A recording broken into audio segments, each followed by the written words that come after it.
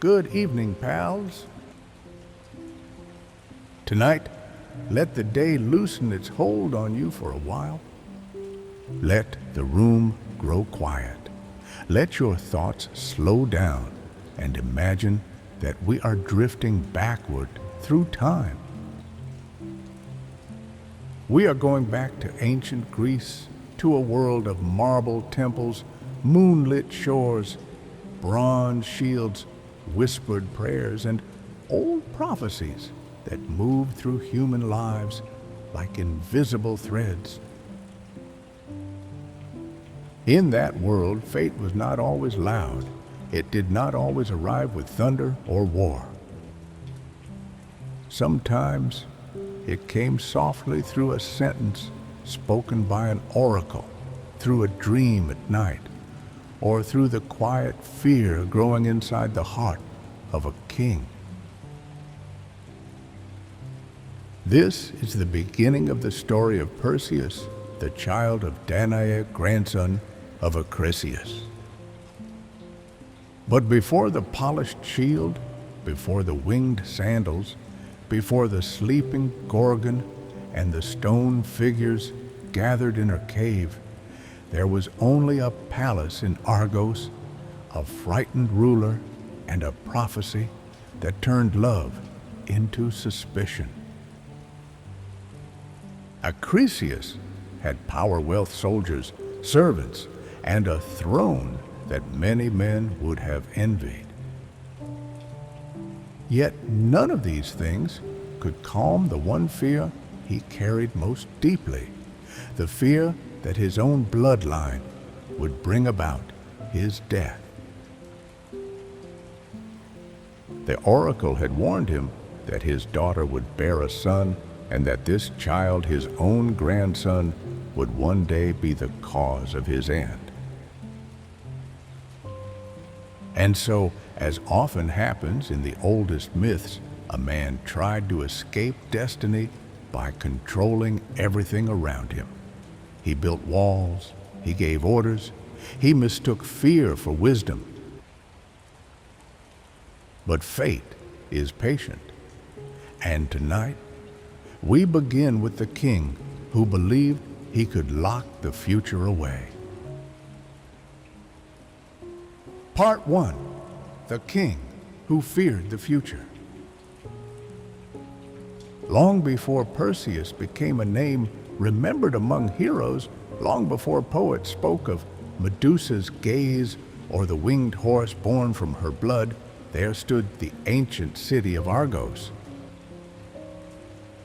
It was a city of stone sunlight and old royal pride, a place where temples rose toward the bright Greek sky, and where the memory of kings seemed to linger in every courtyard and corridor.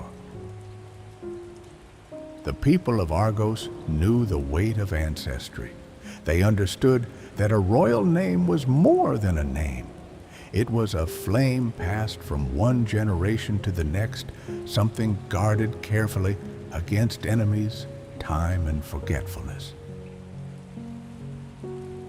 At the center of this world stood King Acrisius.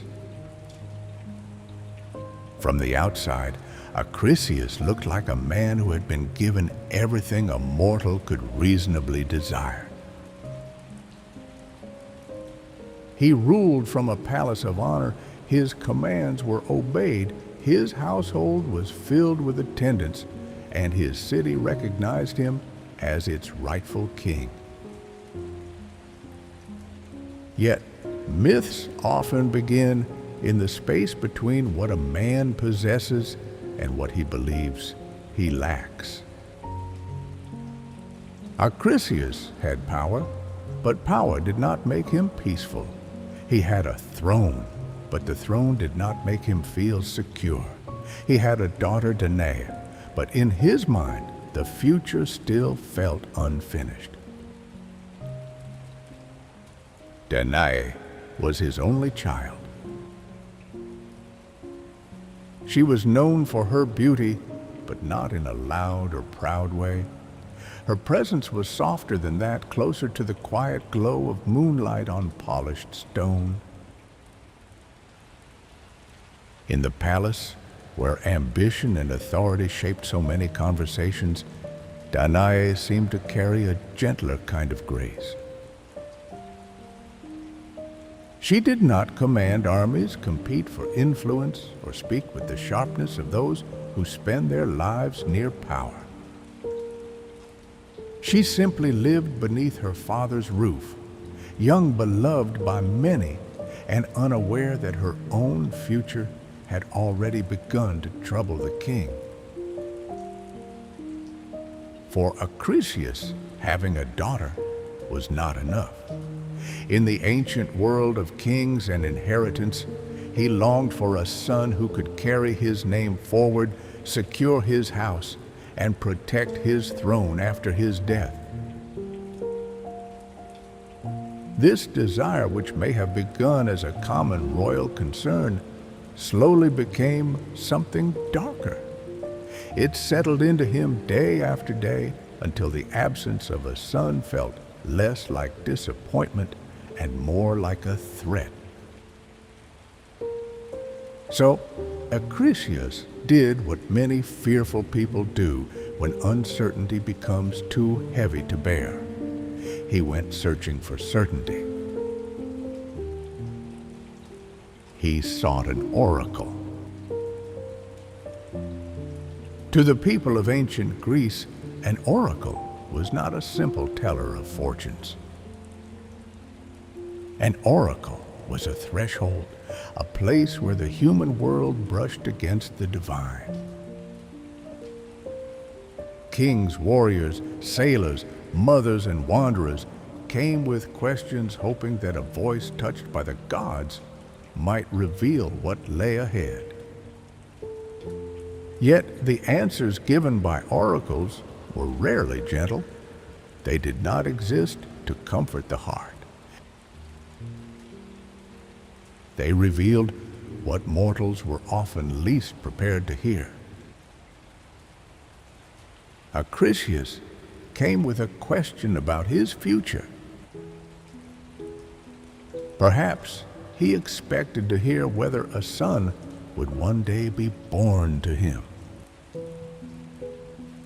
Perhaps he hoped for reassurance, some divine promise that his kingdom would remain stable and his name would continue. But the answer he received did not soothe him. It opened a wound. The oracle told him that Danae would bear a child, a son, and that this child would one day cause the death of Perseus himself. There are moments when a single sentence changes the shape of a life. For Perseus, the prophecy did not remain outside him as a warning to be considered calmly. It entered him like a cold breath. From that day forward, his daughter was no longer only his child. She became, in his frightened imagination, the doorway through which death might one day enter his palace. A wiser man might have heard the prophecy and recognized the danger of trying to fight what the gods had spoken. A kinder man might have looked at Danae and remembered that she was innocent, that she had done nothing but exist within a future no one could yet see. But Perseus was neither wise enough to surrender nor tender enough to trust. His fear sharpened his thoughts until every possible future seemed to lead back to the same terrifying image, a grandson growing into the man who would end his life. And so the king began to reason with himself. If Danae never bore a child, then the prophecy could not come true. If she were kept away from every man, watched carefully, and hidden from the world, then perhaps the future itself could be delayed, denied, or broken. To Acrisius, this did not feel like cruelty. Fear rarely calls itself cruel. It prefers to speak in the language of protection, necessity, and order. He ordered Danae to be imprisoned. Some tellings say she was locked inside a tower of bronze. Others say she was placed in a chamber deep within the earth, sealed behind metal and stone. The details shift from one version of the myth to another, but the meaning remains the same.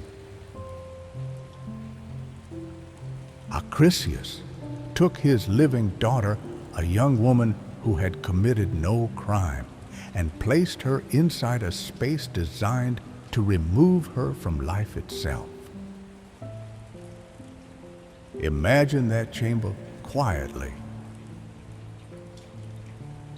not as a place of screams or sudden violence, but as a place where silence slowly becomes unbearable. Bronze walls caught what little light entered. Heavy doors separated Danae from the open air, from conversation, from music in the palace halls, from the simple passing of ordinary days. Outside, Argos continued as before. The markets opened, fires were lit, horses moved through the streets, and prayers rose toward the temples. Inside, Danae's world narrowed to stillness. This is one of the quiet cruelties of the myth. Acrisius did not need to strike his daughter to harm her. He only needed to let his fear become more important than her life. Time passed in that sealed place. For Danae, the days may have become difficult to separate from one another. When a person is cut off from the world, time changes its shape. It stops feeling like a road and begins to feel like a circle, returning again and again to the same walls, the same thoughts, the same small fragments of light. Perhaps she wondered whether her father still loved her. Perhaps she prayed to the gods. Perhaps she learned to listen to tiny sounds, the movement of air, the faint echo beyond the door, the silence before sleep. Above her, Acrisius may have believed he had succeeded. That is one of the great mistakes of frightened men in old stories. They mistake stillness for safety. They see the locked door and believe the danger has been mastered. They look at walls, guards, and commands, and they convince themselves that destiny can be managed like a prisoner. But fate in Greek myth is never so easily contained. The gods could be distant, but they were never absent. From Olympus, the lives of mortals unfolded beneath their gaze, and among those who looked upon the earth was Zeus, king of the gods. He saw Danae in her hidden chamber, shut away from the world because of a prophecy she had never asked to carry. The myth says that Zeus came to her not by breaking the door, not by walking through the palace halls, and not by appearing in the form of an ordinary visitor. Instead, he entered the chamber as a shower of golden rain, falling softly through the narrow space that no human guard had thought to protect. It is one of the most dreamlike images in all of Greek mythology. A lonely room, a princess cut off from the world, the dull surface of bronze and stone.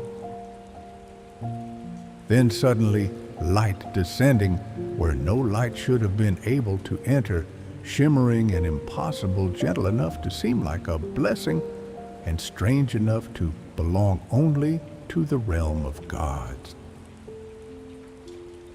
Perseus had trusted metal walls and human authority, but the divine did not need permission to enter. From that mysterious visitation, Danae conceived a child. When the boy was born, his first cry must have sounded impossibly fragile within the chamber, built to prevent his existence. He was small, helpless, warm with new life, and yet he carried within him the full weight of the prophecy that had terrified a king. Danae named him Perseus. For a time, mother and child lived hidden in that enclosed world. What had once been only a prison became in some tender and painful way a cradle. Danae held her son close, fed him, soothed him, and listened to his breathing in the dark. Perhaps in those first days, she felt both fear and wonder. Fear, because she knew what her father had tried to prevent. Wonder, because life had arrived in the very place where life had been forbidden. But no secret involving a child can remain silent forever. A baby cries. A mother moves differently. Servants hear things. Rumors begin as whispers, then gather shape in the corners of a palace. Eventually, Perseus learned the truth that should have been impossible. Danae had borne a son. The prophecy had not been defeated, it had begun. One can imagine the shock that passed through Perseus when he heard the news. Everything he had built against destiny had failed. The chamber had failed. The guards had failed. His plan, which he had mistaken for wisdom, had failed. Somewhere beneath his own authority lived the child who, according to the oracle, would one day bring about his death. Yet even then, Perseus did not kill Perseus with his own hands. Perhaps he feared the gods, especially if he suspected that Zeus had played a part in the child's birth. Perhaps he feared the stain of murdering his own blood, or perhaps there remained buried beneath his terror some last human hesitation that stopped him from looking at an infant and choosing the sword. So he chose a different kind of violence, one that allowed him to turn away from the act itself. He ordered a wooden chest to be made. Danae and her baby were placed inside it, and the chest was carried down to the sea. This moment should be imagined slowly, because it holds the sorrow of the whole beginning. A young mother, already punished for a prophecy she did not create, was now being sent into the unknown with her child in her arms. The servants who carried the chest may have kept their eyes lowered. The sea may have been calm, or it may have moved restlessly against the shore. Either way, the decision had already been made. Acrisius would not spill their blood on land. He would give them to the water and let the sea decide what became of them. The chest was pushed out onto the waves. Inside, Danae held Perseus close while the world shifted beneath them. There were no oars, no sail, no food for a long journey, no promise of a shore. Only the sound of water against wood, the darkness around them, and the small warmth of the child in her arms. Perhaps she prayed then not loudly, but in the way people pray when there is nothing left to hold except hope. Perhaps she whispered to Zeus, asking whether the god who had found her in the chamber would still see her now upon the sea. Perhaps she spoke softly to Perseus, though he was far too young to understand, telling him that he was loved, that he was not alone, and that even this darkness was not the end of his story. Behind them, Argos grew smaller. Ahead of them, the sea opened wider. Acrisius believed he had cast danger away from his house. In his mind, perhaps, the prophecy was now drifting toward silence, swallowed by the same waters that had carried away so many forgotten things. But the old myths know better. The sea did not take Danae and Perseus down into its depths. The chest did not break apart beneath the waves. Slowly, with a patience that felt almost guided, it drifted away from the land of fear and toward another shore where a different life was waiting. Acrisius had tried to lock the future away, and when that failed, he tried to throw it into the sea, but fate had only begun its journey. Part 2. The Island that Received Them. The sea carried the wooden chest farther and farther from Argos. Behind it, the kingdom of Acrisius slowly disappeared into distance and mist, becoming less like a place and more like a memory. The palace, the bronze chamber, the guarded doors, the fear of an old king, all of it remained somewhere beyond the horizon, while Danae and her infant son drifted through the wide, breathing darkness of the sea. For anyone watching from the shore, the chest might have looked like nothing more than a small piece of wood surrendered to the waves. It had no sail to guide it, no hands to steer it, no voice to call for help. Yet, inside that fragile vessel, a mother held her child close and tried to keep him warm. The sea in Greek myth was never only water. It was a living boundary between worlds, a place of danger, punishment, rescue, and transformation. Ships vanished there. Heroes crossed it. Gods ruled beneath it.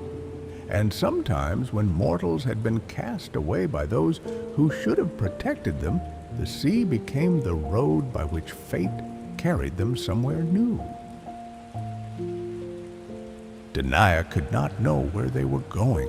She could only feel the movement beneath her, the slow rising and falling of the chest as it followed the rhythm of the waves. In that darkness, the child slept and woke, cried, and quieted again. Perseus was too young to understand exile, too young to know that his grandfather had feared him before he had ever taken a step. To him, The world was only warmth, hunger sound, and the steady heartbeat of his mother. And perhaps that was a mercy.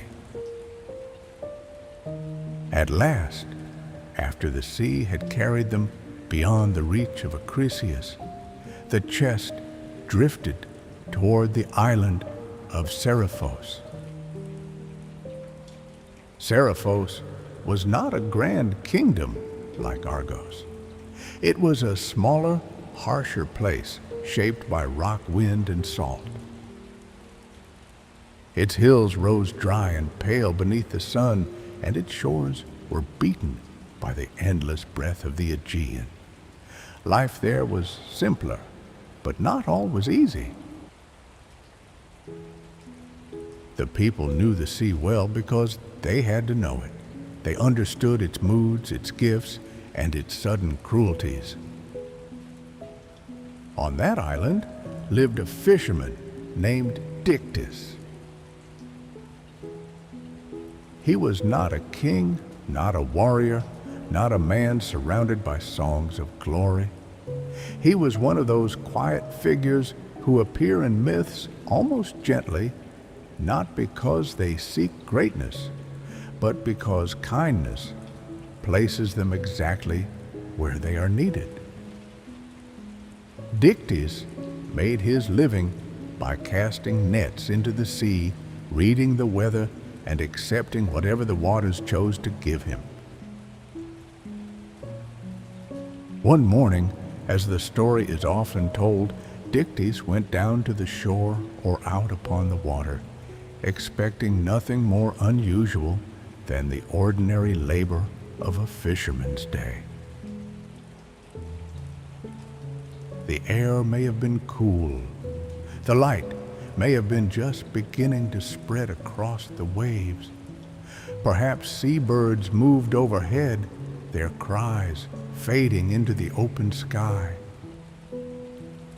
Then he saw the chest. It moved strangely among the water, too deliberate to be simple driftwood, too heavy to be empty. The sea pushed it toward him as though offering a secret. Dictys, curious and cautious, drew it closer. The wood was wet from its long journey, but it had not broken. Whatever had been placed inside had somehow survived. When he opened it, he found Danae and the child. Imagine that moment from his eyes, a young woman pale from fear and exhaustion, holding an infant against her, both alive against all likelihood. They had been sealed away, thrown to the sea, abandoned by power, and yet the world had not finished with them. Dictys must have understood at once that this was no ordinary discovery. Fishermen pulled many things from the sea fish nets, broken pieces of ships, lost objects carried from distant shores. But a mother and child inside a wooden chest belonged to the language of omens, not accidents. Still, what matters most is not what Dictys wondered, but what he did. He helped them. In many myths, kings speak loudly, gods move mysteriously, and heroes perform great deeds beneath the gaze of history. But sometimes the survival of a hero begins with one ordinary person choosing compassion.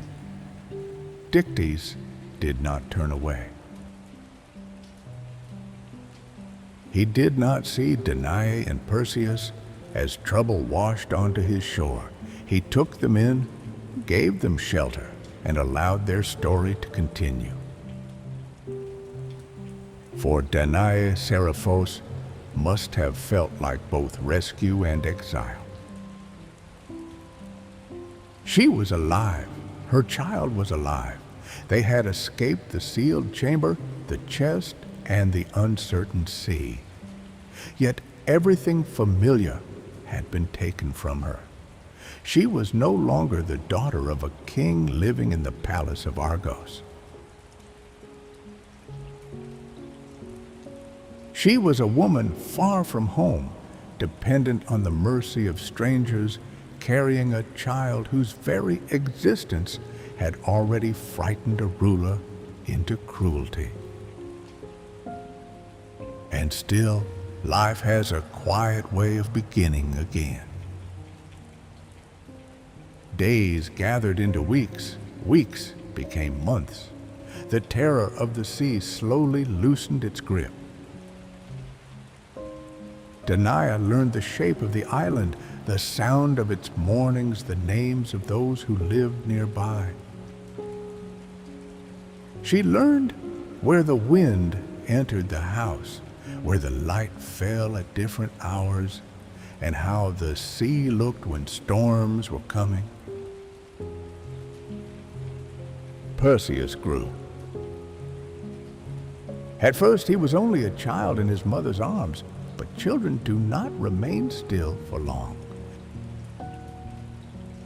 Soon he learned to crawl, then to walk, then to run over the rough island ground with the restless energy of someone who had no memory of the darkness that nearly claimed him.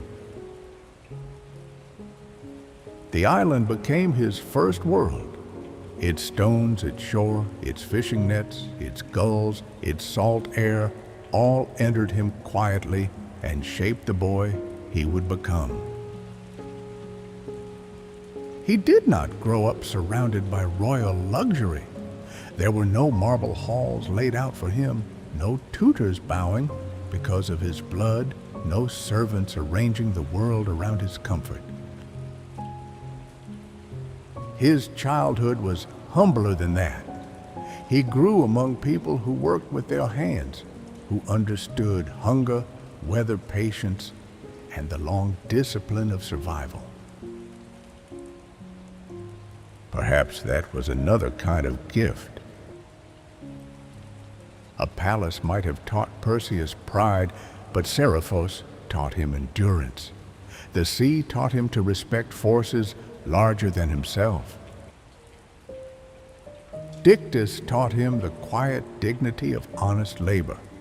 Danae taught him love not as an idea spoken in grand words, but as something steady and daily, something that had held him through darkness, exile, and the open water. As Perseus grew older, he must have asked questions. Children always do. They notice silence where adults try to place it carefully. They sense that some parts of a story are being kept behind the eyes of those who love them. Perhaps on certain evenings, when the sky turned gold above the water, Danae told him pieces of the truth. She may have told him that they had once come from Argos.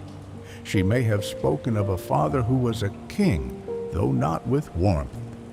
She may have described the chest, the waves, and the fishermen who had found them.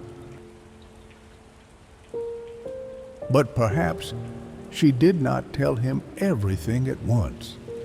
Some truths are too heavy for a child, and a mother who has suffered often measures the past carefully before placing it into her son's hands. Whether Perseus knew the full story or only fragments, he grew with a deep devotion to Danae. She was not simply his mother. She was the first world he had known, the one constant presence through everything he could not remember and everything he came to understand. As he became stronger, he became protective of her. The boy who had once been carried helplessly across the sea began to stand between his mother and whatever might threaten her peace. And on Seriphos, that threat slowly took shape in the person of King Polydectes. Polydectes was the ruler of the island and the brother of Dictys, but the two men were very different in spirit. Dictys was humble, patient, and kind. Polydectes carried the heavier air of a man accustomed to wanting and receiving.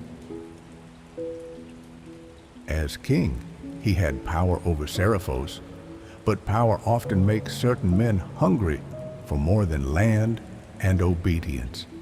It teaches them to look at people and see possession. In time, Polydectes noticed Danae. Perhaps at first his attention was hidden beneath courtesy. Perhaps he spoke gently when others were listening, offering protection, favor, and the polished words of a ruler who wished to appear generous. But Danae had already lived under the shadow of one powerful man's fear, and she may have recognized danger even when it came dressed in kindness. Polydectes desired her, and that desire grew into obsession. For Danae, this must have felt like the return of an old pattern. Once again, a man with authority began to look at her life as something he could arrange according to his will. Once again, her safety depended not only on walls or distance, but on the choices of someone stronger in the eyes of the world. But this time, she was not alone. Perseus was no longer an infant in a chest. He had grown into a young man, strong, proud, and deeply loyal to the mother who had survived so much for him. To Polydectes, Perseus became more than Danae's son. He became an obstacle. A young man with courage can be inconvenient to a king who wants something he should not take. And so Polydectes began to think not with the open cruelty of Acrisius, but with a quieter and more polished kind of cunning. He could not simply remove Perseus without reason. The island knew the young man. Dictys had raised him with care. Danae depended on him. A direct act of violence might stir questions, resentment, perhaps even resistance. So Polydectes waited. The most dangerous traps are not always built from iron. Some are made from pride, expectation, and a carefully chosen moment. Perseus, for all his strength, was still young. He had the courage of youth, and with it, the desire to prove himself. He had grown up without royal privilege, but not without noble blood. Somewhere within him lived the fire of Zeus, the endurance of Danae, and the unspoken weight of the prophecy that had begun before he could speak. Polydectes understood enough to use that fire against him. One day, the king would find a way to send Perseus far from Seriphos, not with chains, not with soldiers, not in a way that looked like exile, but through a challenge so impossible that no ordinary man could accept it and hope to return. For now, the island remained calm. The sea moved as it always had around Seriphos. Nets were cast, boats returned. Evening light settled over the rocks. Danae lived quietly under the protection of her son and the kindness of Dictys. Perseus continued to grow into the strength that would soon be tested far beyond anything he had imagined. But beneath the ordinary rhythm of island life, another current had begun to move.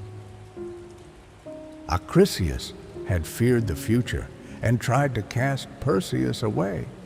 The sea had carried the child to safety, yet fate had not brought him to Seriphos, only to let him live and be forgotten. The boy rescued from the waves was nearing the edge of his first great trial. And somewhere far beyond the island, in a place where stone figures stood beneath a cursed silence, Medusa was waiting. Part 3. The Promise No One Expected. For a time, life on Seriphos continued in its quiet, familiar rhythm. The island woke with the sound of wind moving over stone, with fishermen preparing their nets before the sun had fully climbed above the water, and with the sea breathing against the shore as it had done for longer than anyone could remember. Morning light spread slowly over the houses, over the pale hills, over the narrow paths, where people walked with the patience of those who had learned to live close to rock, salt, and sky. To a stranger, Seriphos may have seemed like a small and simple place. It did not have the proud halls of Argos or the heavy grandeur of an old mainland kingdom. Its beauty was quieter. It was the beauty of blue distance, of weathered stone of evenings, when the sea turned silver beneath the moon, and the whole island seemed to rest in the hands of the gods. For Danae, this island had become both refuge and reminder. It had saved her from the sea, yet it had also become the place where she lived far from everything she had once known. She had learned to move through her days gently, not because her sorrow had vanished, but because time has a way of teaching the wounded how to continue. She had her son. She had shelter. She had the kindness of Dictys, who had never used her misfortune to make himself important. And Perseus, once the helpless child inside the wooden chest, had become a young man. He was strong now, not only in body, but in the watchful way he carried himself around his mother. There was a seriousness in him that often belongs to those who grow up knowing, even without being told everything, that someone they love has suffered. He laughed as young men do. He worked as islanders must. He learned the moods of the sea, the weight of nets, the patience of waiting, and the effort required to make a life from what little the world gives. But whenever Polydectes entered the space around Danae, Perseus changed. Perhaps it was only a slight change at first, a pause in his movement, a narrowing of the eyes, a careful silence. He was young, but he was not blind. He could see the way the king looked at his mother, the way his words reached toward her, even when they were dressed in courtesy. He could feel the pressure beneath Polydectes' kindness, the hidden demand inside his attention. Danae understood it too. She had lived too long under the power of men who believed their fear or desire gave them the right to shape her life. Acrisius had imprisoned her because he feared the future. Polydectes pursued her because he wanted the present to bend toward him.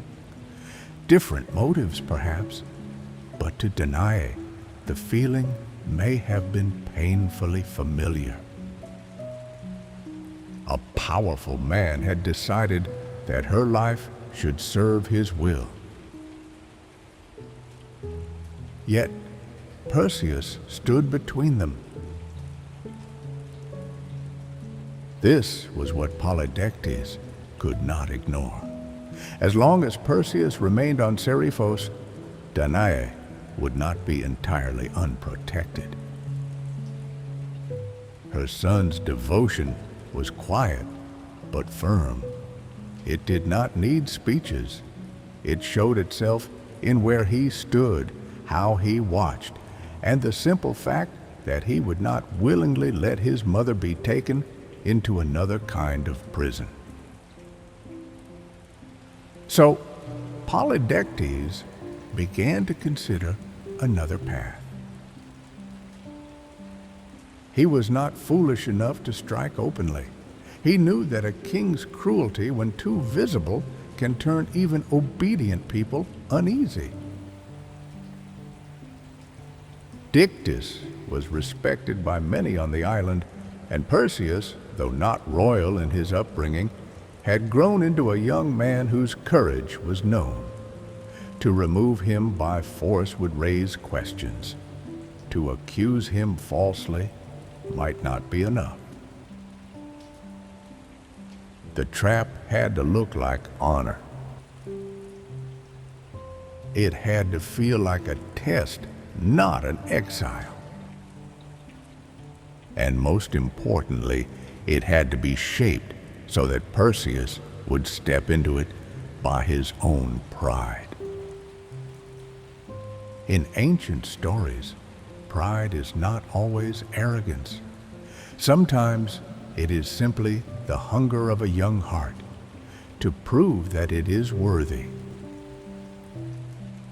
Perseus had grown up without a father beside him, without a kingdom to claim, and without the easy respect given to princes raised behind palace walls. He was the son of Danae, rescued from the sea, sheltered by a fisherman. Yet somewhere within him there was noble blood, divine blood, and a restlessness he could not fully name. Polydectes saw this. He understood that Perseus could be moved not by fear, but by shame, not by command, but by the desire to stand tall before others. And so the king prepared his deception. He announced that he wished to marry Hippodamia, the daughter of Oenomaus. Whether he truly intended this marriage or merely used the name as part of his scheme mattered little. What mattered was that the announcement created an occasion, and an occasion created expectation. Gifts would be gathered. Men of the island would come forward with offerings worthy of a royal marriage. Horses, treasure, fine goods, whatever each could give would become a sign of loyalty, generosity, and status. It was a clever performance. Polydectes did not need to point directly at Perseus. He only needed to create a room in which the young man would feel the weight of comparison. Others would bring gifts, others would show honor, and Perseus, who had little wealth, would stand among them with empty hands. The day of the gathering came. We may imagine the hall filled with the low murmur of voices, with men standing in groups, with servants moving carefully, with the king seated in command of the moment he had arranged. Outside, the island may have seemed unchanged. the sea still shining beneath the sun, the wind still passing over the rocks. But inside, something quieter and more dangerous was unfolding. One by one, the men offered what they had promised. Some gave horses or pledged them. Others offered rich objects, vessels, fabrics, or tokens of value suited to their means. Each gift, whether modest or grand, was seen and acknowledged. In such a setting, even generosity could become a kind of competition, because men often measure themselves not only by what they give, but by who is watching when they give it. Perseus stood among them. He had no horse to offer, no treasure, no wealth stored away. His life had not been built around possessions, and perhaps until that moment he had not felt the lack so sharply. But Polydectes had designed the moment for exactly this. The king allowed the pressure to settle, allowed the silence around Perseus to become visible, allowed the young man to feel what youth so often fears, the humiliation of seeming lesser before others.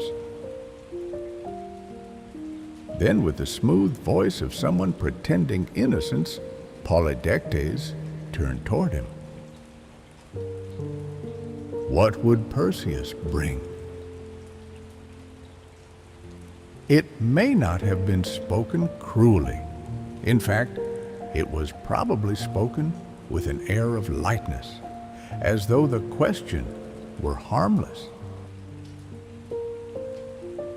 That is often how traps are set by those skilled enough to hide the blade. A public question, a faint smile, a room full of witnesses, and a young man's pride placed carefully in the center. Perseus answered too quickly. Perhaps he felt the heat rise in his face. Perhaps he thought of his mother and how Polydectes looked at her. He declared that he would bring the king any gift he desired. Even he, said the head of Medusa. The room must have changed when he spoke that name. Medusa was not an ordinary creature from a hunter's tale. She was one of the Gorgon's beings so feared that men spoke of them in lowered voices. Her hair was said to be living serpents, her face unbearable to mortal eyes, and her gaze so cursed that anyone who looked directly upon her would turn to stone. Warriors had gone seeking glory against her and never returned. Those who reached her dwelling became part of its silence, their bodies transformed into cold figures, frozen forever in the final shape of fear. To promise such a thing was not bold in the ordinary sense. It was almost impossible.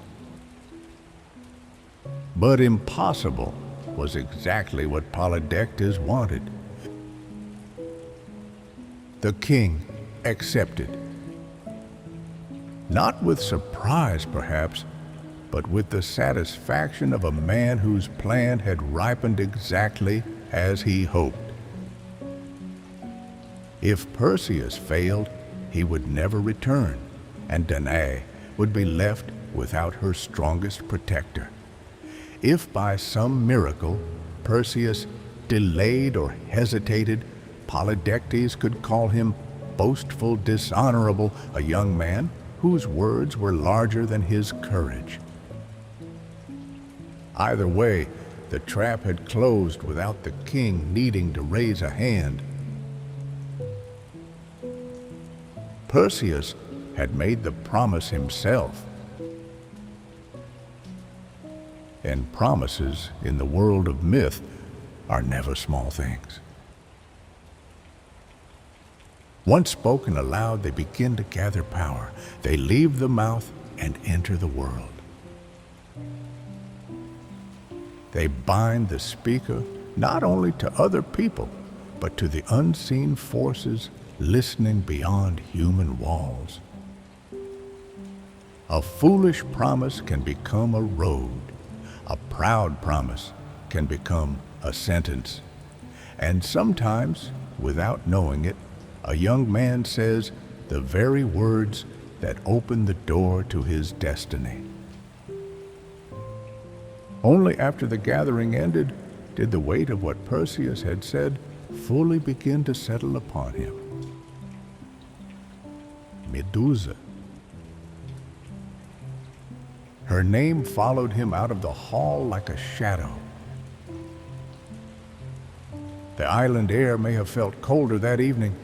The sea, which had always seemed wide and familiar, may have looked different when he stood before it, because somewhere beyond that horizon lay the path to a creature no mortal could safely face.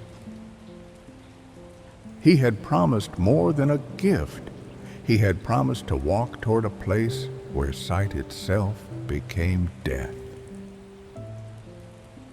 Danae must have known something was wrong. A mother often does. She may have seen it in the way Perseus entered, in the silence he carried, in the effort he made to appear calm. When she learned what had happened, fear would have moved through her with the force of memory. Once before, a powerful man had made a decision that sent her child toward death. Now, another king wearing a different face had found another way to place Perseus in danger. Perhaps she begged him not to go. Perhaps she reminded him that pride was not worth his life, that no promise made under pressure should matter more than returning safely. But Perseus, for all his love, could not easily take back what had been said before others. He was young enough to believe that honor required him to continue, and brave enough that fear did not make him turn away, though it may have kept him awake deep into the night.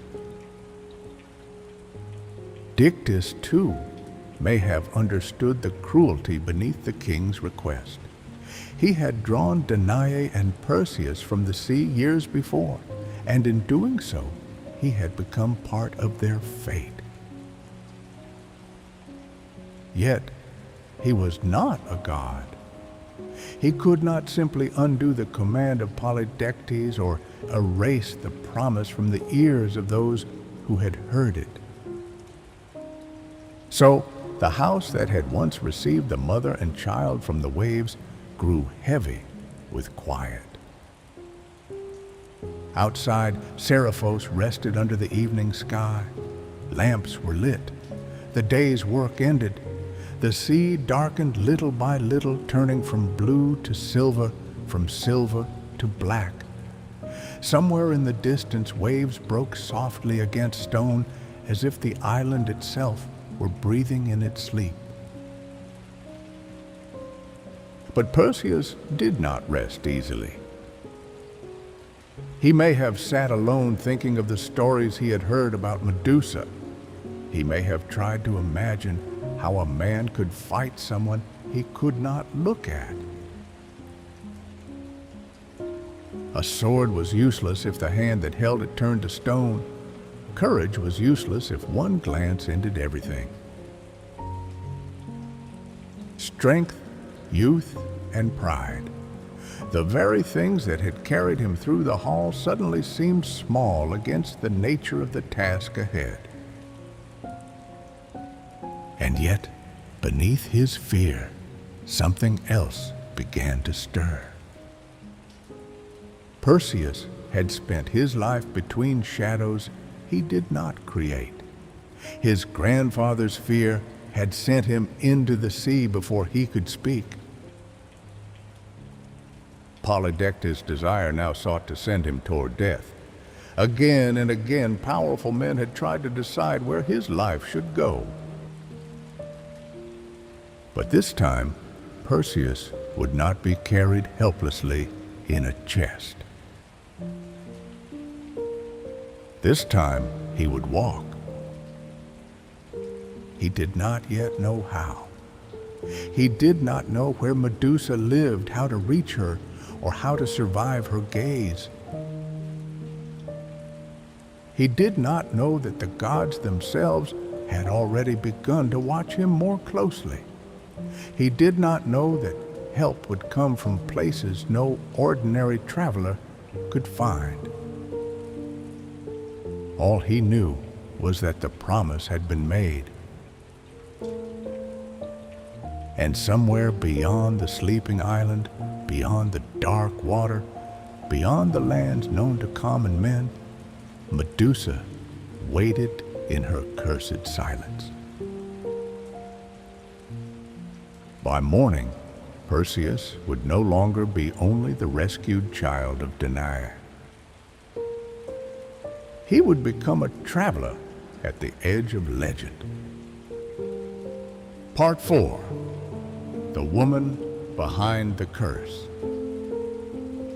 Before Perseus could begin his journey, before he could search for the path that led beyond ordinary lands, before he could even understand the danger hidden inside the promise he had made, there was one name he had to face: Medusa. On Seriphos, as in many places across the Greek world, her name was not spoken casually. It belonged to the kind of story people lowered their voices to tell, especially when night had come and the fire was beginning to fade. Sailors mentioned her as one speaks of storms far beyond the horizon. Warriors used her name as a measure of impossible courage. Mothers may have used it to quiet children who wandered too close to dark places. In every telling, Medusa was fear given a face. But the oldest myths rarely leave a figure simple. A monster is not always born as a monster. Sometimes a monster is what remains after beauty, pain, punishment, and loneliness have been woven together for too long. Sometimes the creature people fear is also the person no one protected. And with Medusa, the story is not only about terror, it is also about what happens when the gods turn a mortal life into a warning. Medusa was one of the Gorgon's 3 sisters whose names were remembered with dread: Steno, Euryale, and Medusa. 2 of them were immortal, ancient, and terrible beings beyond the reach of human weapons. But Medusa was different. She alone was mortal. She alone could die. And perhaps for that reason, her story carries a sorrow that the stories of her sisters do not. In some tellings, Medusa had always belonged to the realm of monsters. But in the version that later became one of the most haunting, she was once a beautiful young woman, so beautiful that people could not look at her without wonder. Her hair was not a nest of serpents then. It was soft, living, admired. Her face did not turn men into stone. It made them pause. It made them remember her. It made her beauty a gift, or so the world might have called it. But beauty in myth is rarely safe. To be beautiful in the world of gods and kings was often to be seen too much, desired too strongly, and blamed too easily for the desires of others. A mortal woman's beauty could lift her into songs, but it could also make her vulnerable to forces far beyond her control. Medusa, like many women in ancient stories, became known not because the world cared for her peace, but because others could not leave her untouched by their power. She was connected to the goddess Athena, the gray-eyed goddess of wisdom, warcraft, and sacred order. Athena's temples were places of discipline and reverent spaces where human hands lifted stone toward the divine and where silence carried a weight of its own. Medusa, in some tellings, served in such a temple. We can imagine her there not as a creature of horror, but as a young woman moving through the cool shade of columns beneath the watchful presence of the goddess, surrounded by offerings, oil lamps, woven cloth, and prayers. It is strange to think of Medusa this way if all we remember is the end of her story. But before the curse, there was a life. In Greek myth, sacred places did not always protect the innocent. The god Poseidon, lord of the sea, came into Medusa's story like a force from deep water. He was powerful, restless, and often ruled by desire as much as by majesty. The details shift across versions, and ancient stories do not always speak with the tenderness we might wish they had. Some tellings say that Poseidon desired Medusa and violated the sacred space of Athena. Later voices often understand Medusa not as guilty, but as someone caught between the will of a god and the anger of a goddess. What matters for the emotional truth of the story is this: Medusa's life changed because powers greater than herself moved around her, through her, and against her. And when punishment came, it did not fall upon Poseidon. It fell upon Medusa. Athena transformed her. The beauty that had once drawn eyes toward her became something no living person could safely behold. Her hair became living serpents, twisting and whispering where soft strands had once fallen. Her face, once admired, became cursed. Anyone who looked directly upon her would be changed into stone, frozen forever, in the final moment of seeing her. It is easy to call that power monstrous. But it is also possible to hear the loneliness inside it. Imagine being turned into someone no one can look at and live. Imagine that every face turned toward you becomes a statue. Imagine that the simple human comfort of being seen, truly seen, is taken from you forever. No gentle gaze, no friend smile, no hand reaching without fear. Only horror, silence, and the terrible knowledge that your very presence has become dangerous. Medusa was driven away from the ordinary world. Perhaps she fled. Perhaps she was exiled. Perhaps no one needed to force her, because wherever she went, people would fear her. In time, she came to dwell far from the lands of common men with her immortal sisters in a place where life seemed to harden into stillness. The stories placed the Gorgons at the edge of the world, beyond familiar roads, beyond safe harbors, in a region filled with darkness, strange winds, and the remains of those who had come too close. That place became a landscape of warning. Stone figures stood where men had once breathed.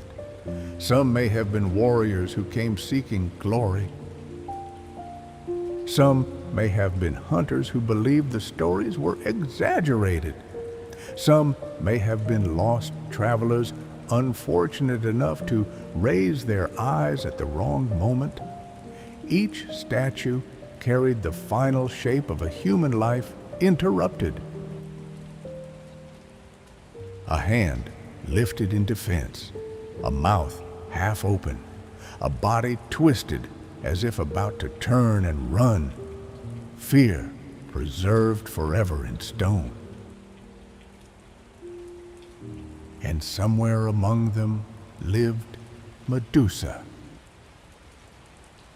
Not simply waiting to kill, perhaps, but existing in the only way left to her.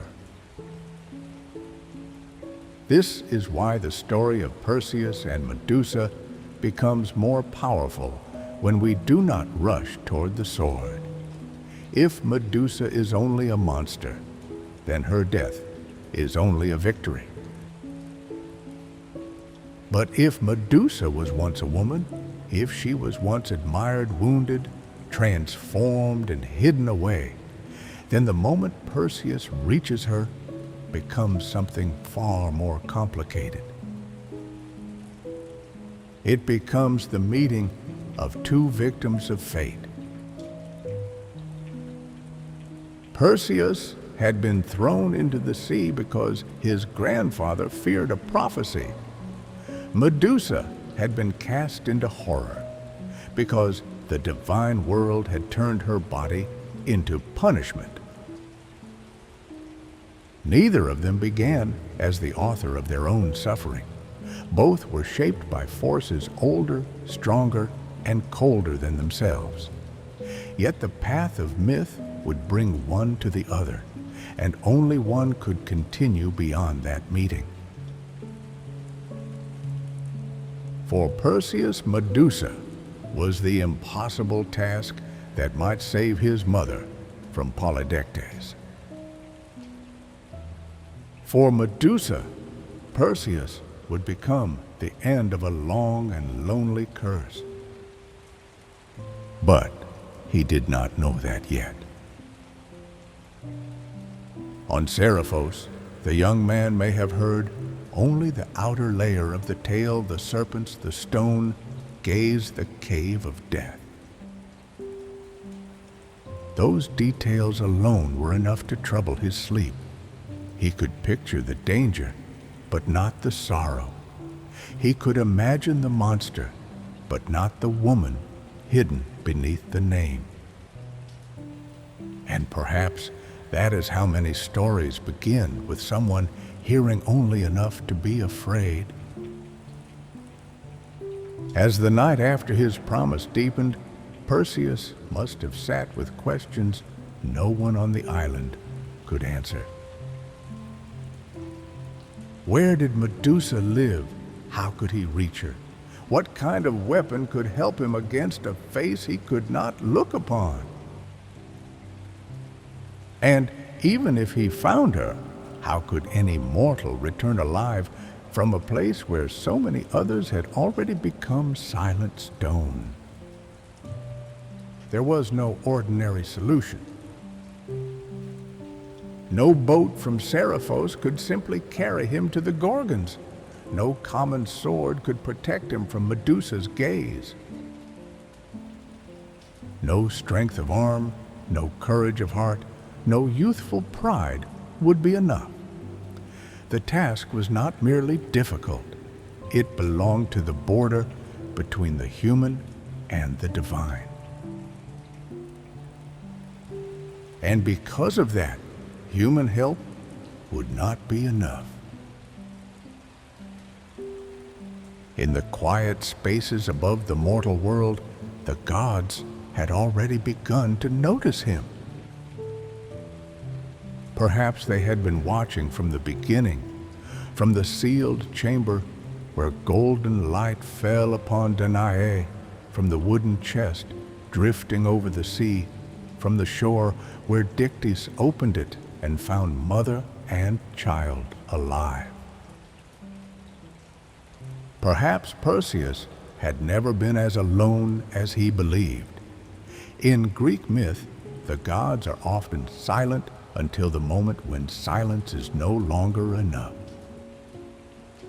Athena, whose shadow already lay across Medusa's story, would become one of the first to guide him. Hermes, swift-footed messenger of the gods, would also enter the path ahead. They would not make the journey easy. The gods rarely remove danger entirely. Instead, they give the hero just enough help to step closer to it.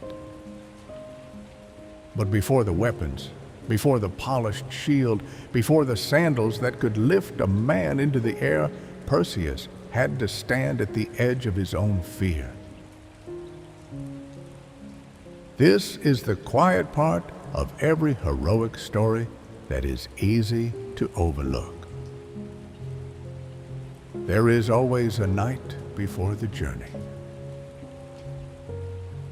A night when the hero is not yet a hero, only a young person who has said something he cannot unsay.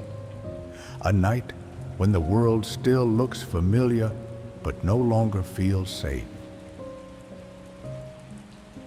A night when the people he loves are sleeping nearby, and he understands that leaving them may be the only way to protect them. Perseus had promised to bring back the head of Medusa, but the promise was no longer only about pride. It had become tied to Danae's safety, to Polydectes' threat, and to the strange direction his life had been moving since before he could remember. He had been born because fate entered a locked room. He had survived because the sea did not swallow him. He had grown because kindness found him on an island shore. And now he was being called away from that island toward a darkness that had ended the lives of men far more prepared than he was. Somewhere beyond the horizon, Medusa lived with her curse. Somewhere above, the gods watched with their unreadable eyes. And on Seriphos, beneath the quiet night, Perseus began to understand that his life was no longer something he could keep small. The sea had carried him once when he was helpless. Now it waited before him again, wide and dark, ready to carry him toward the edge of legend. Part 5. The Gods Who Walked Beside Him. Morning came softly over Seriphos. It did not arrive with trumpets or sudden signs from the heavens. It came the way ordinary mornings come, with pale light spreading over the sea, with the first movements of birds above the cliffs, and with the quiet stirring of people beginning another day of work. Fishermen walked toward their boats. Smoke rose from small houses. The island, unaware of how deeply one young man's life had changed, continued in its familiar rhythm. But for Perseus, nothing felt ordinary anymore. The promise he had made before Polydectes still lived inside him. It had followed him through the night, through every restless thought, through every attempt to imagine a path where no clear path existed. By sunrise, the words felt less like something he had spoken and more like something placed upon his shoulders. He had promised to bring back the head of Medusa.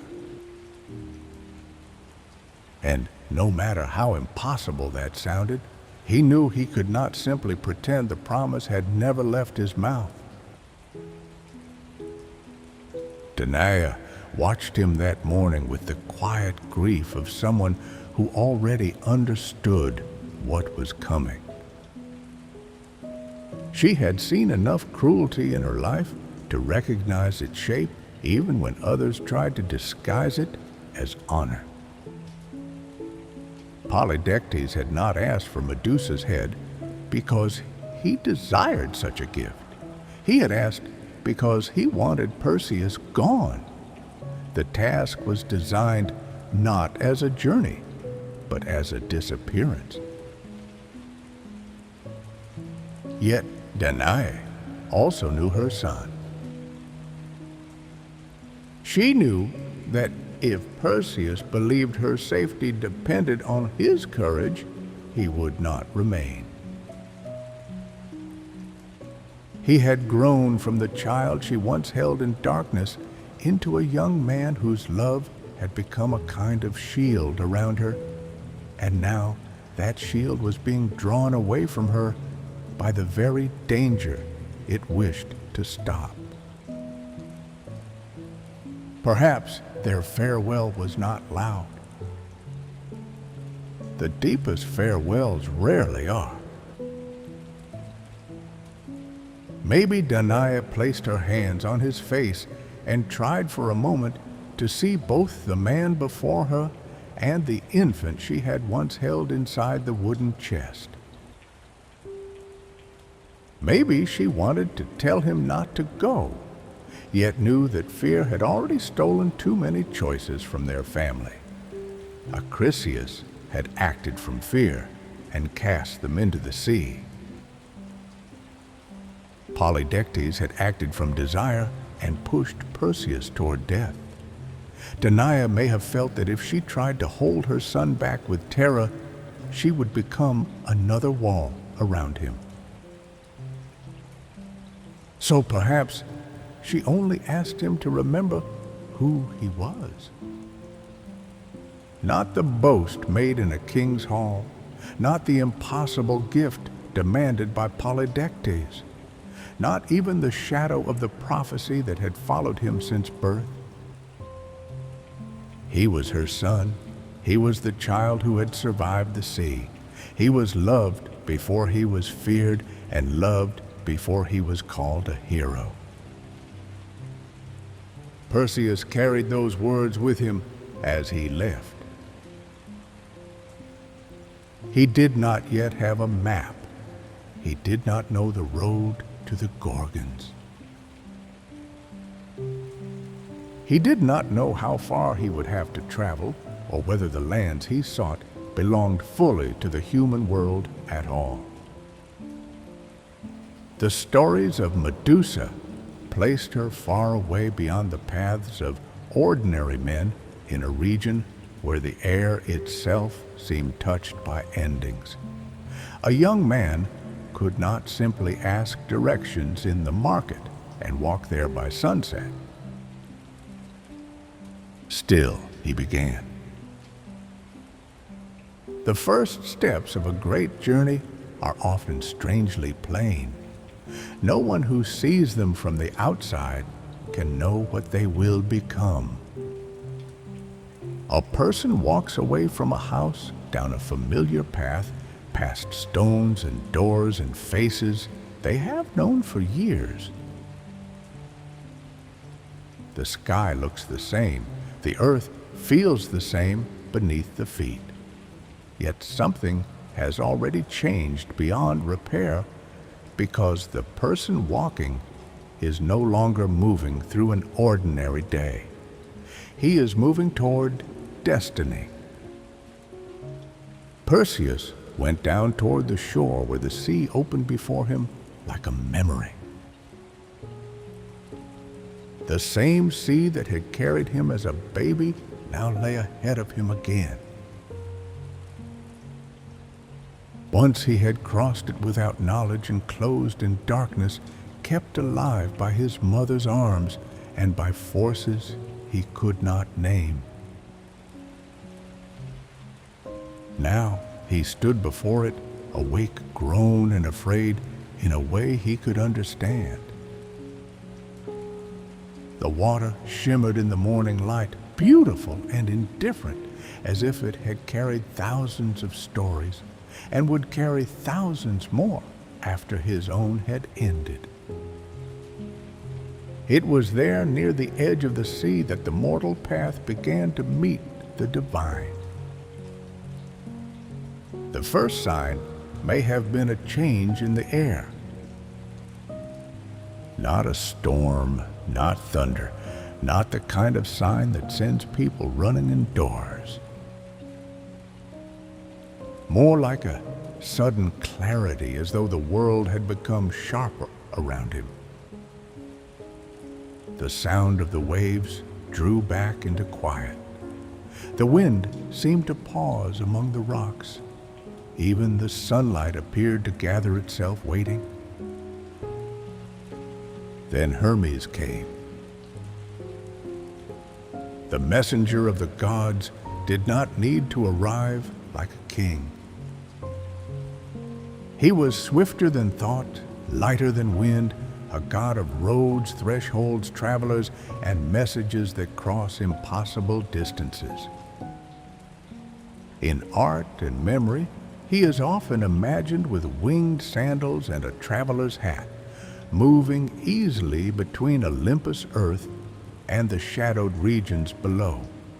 To meet him was to understand that the road ahead was no longer only a road of men. Perseus must have known, or at least felt, that the stranger before him was more than human. Hermes had the bright ease of someone who belonged everywhere and nowhere, someone who could stand on a lonely shore and still carry the movement of the heavens with him. His presence did not remove the danger ahead, but it changed its shape. Perseus was no longer a young man staring helplessly toward the horizon. He was a young man being noticed by the gods. Hermes spoke to him, and his words were not empty comfort. He did not tell Perseus that Medusa would be easy to find. He did not promise that courage alone would be enough. The gods, when they are honest, do not flatter mortals with illusions. Instead, Hermes made clear what Perseus had already begun to understand: no ordinary strength could win this quest. To face Medusa directly was to lose before the sword was ever raised. To walk into her dwelling without guidance was to become another silent figure among the stones. If Perseus wished to survive, he would have to learn a different kind of courage. Not the courage of charging forward with eyes open and pride burning hot in the chest, but the quieter courage of restraint, patience, and obedience to wisdom. He would have to listen. He would have to accept help. He would have to move carefully through a world where one careless glance could end everything. Then came Athena. Where Hermes carried movement, Athena carried stillness, sharpened into thought. She was the gray-eyed goddess guardian of wisdom, strategy, craft, and disciplined war. She was not wild like Ares, who loved the heat of battle for its own sake. Athena's power was colder, clearer, and more controlled. She understood that victory often belonged not to the strongest arm, but to the mind that could see what others missed. For Perseus, her presence must have been both awe-inspiring and unsettling. Medusa's curse was tied to Athena's story. The goddess knew more than any mortal could about the horror waiting at the end of this path. Whether she saw Medusa only as a monster or also as the wounded figure beneath the curse, the myth does not pause long enough to tell us.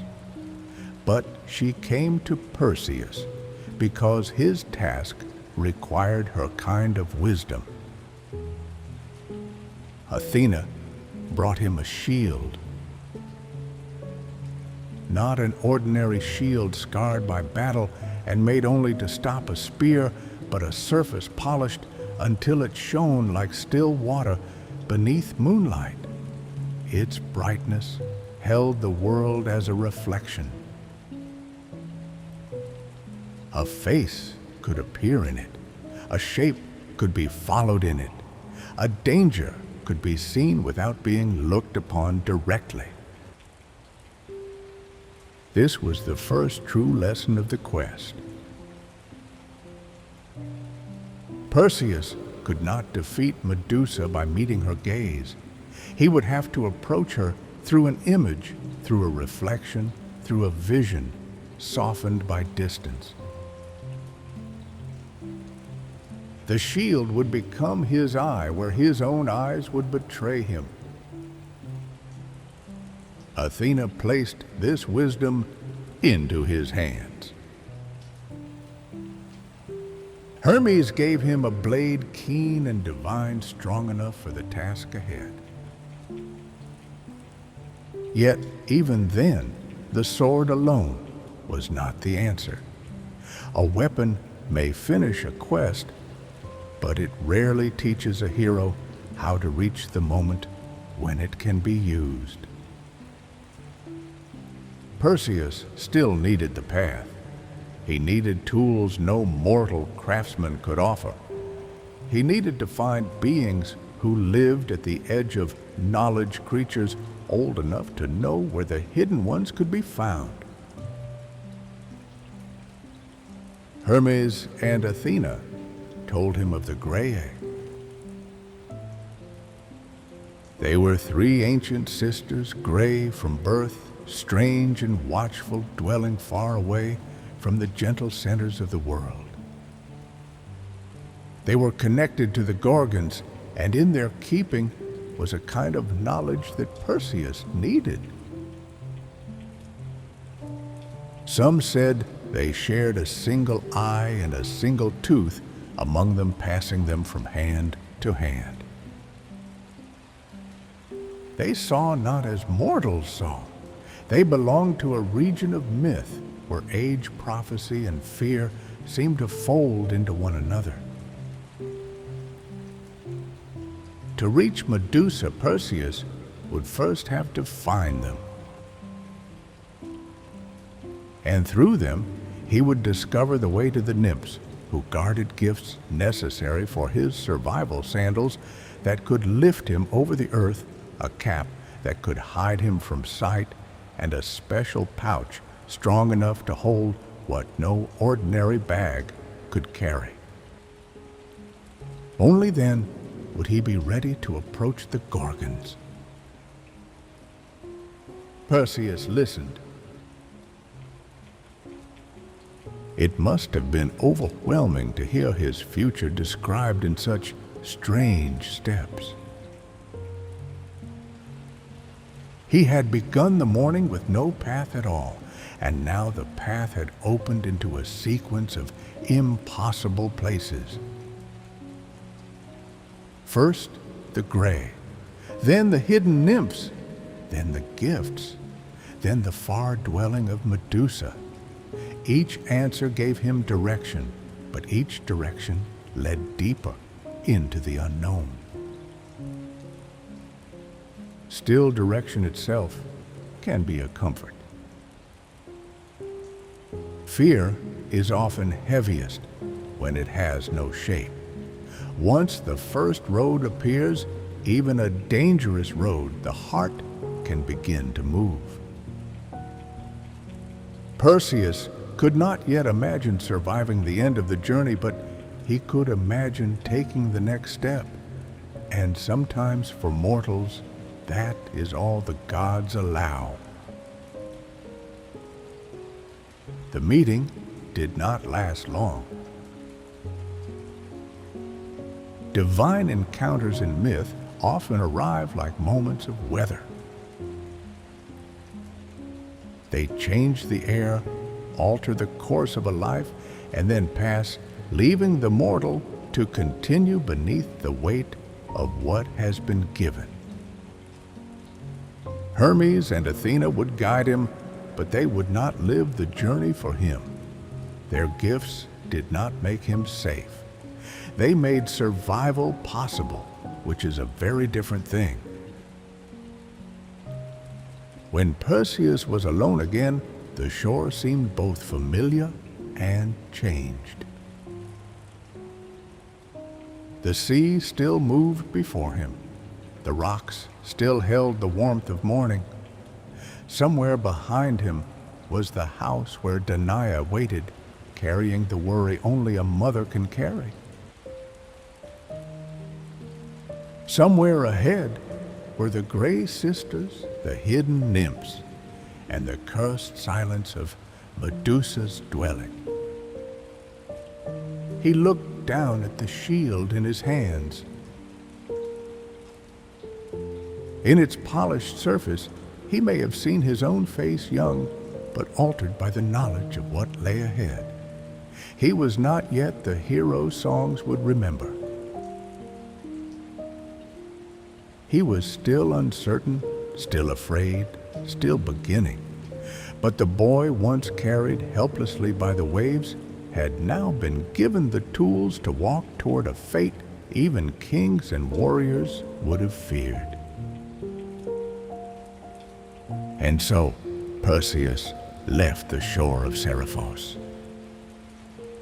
The island that had saved him slowly fell behind, just as Argos had once fallen behind his mother. Again, the sea opened before his life. Again, he traveled toward a future shaped by fear, prophecy, and the unseen hands of the gods. But this time, he did not drift in darkness.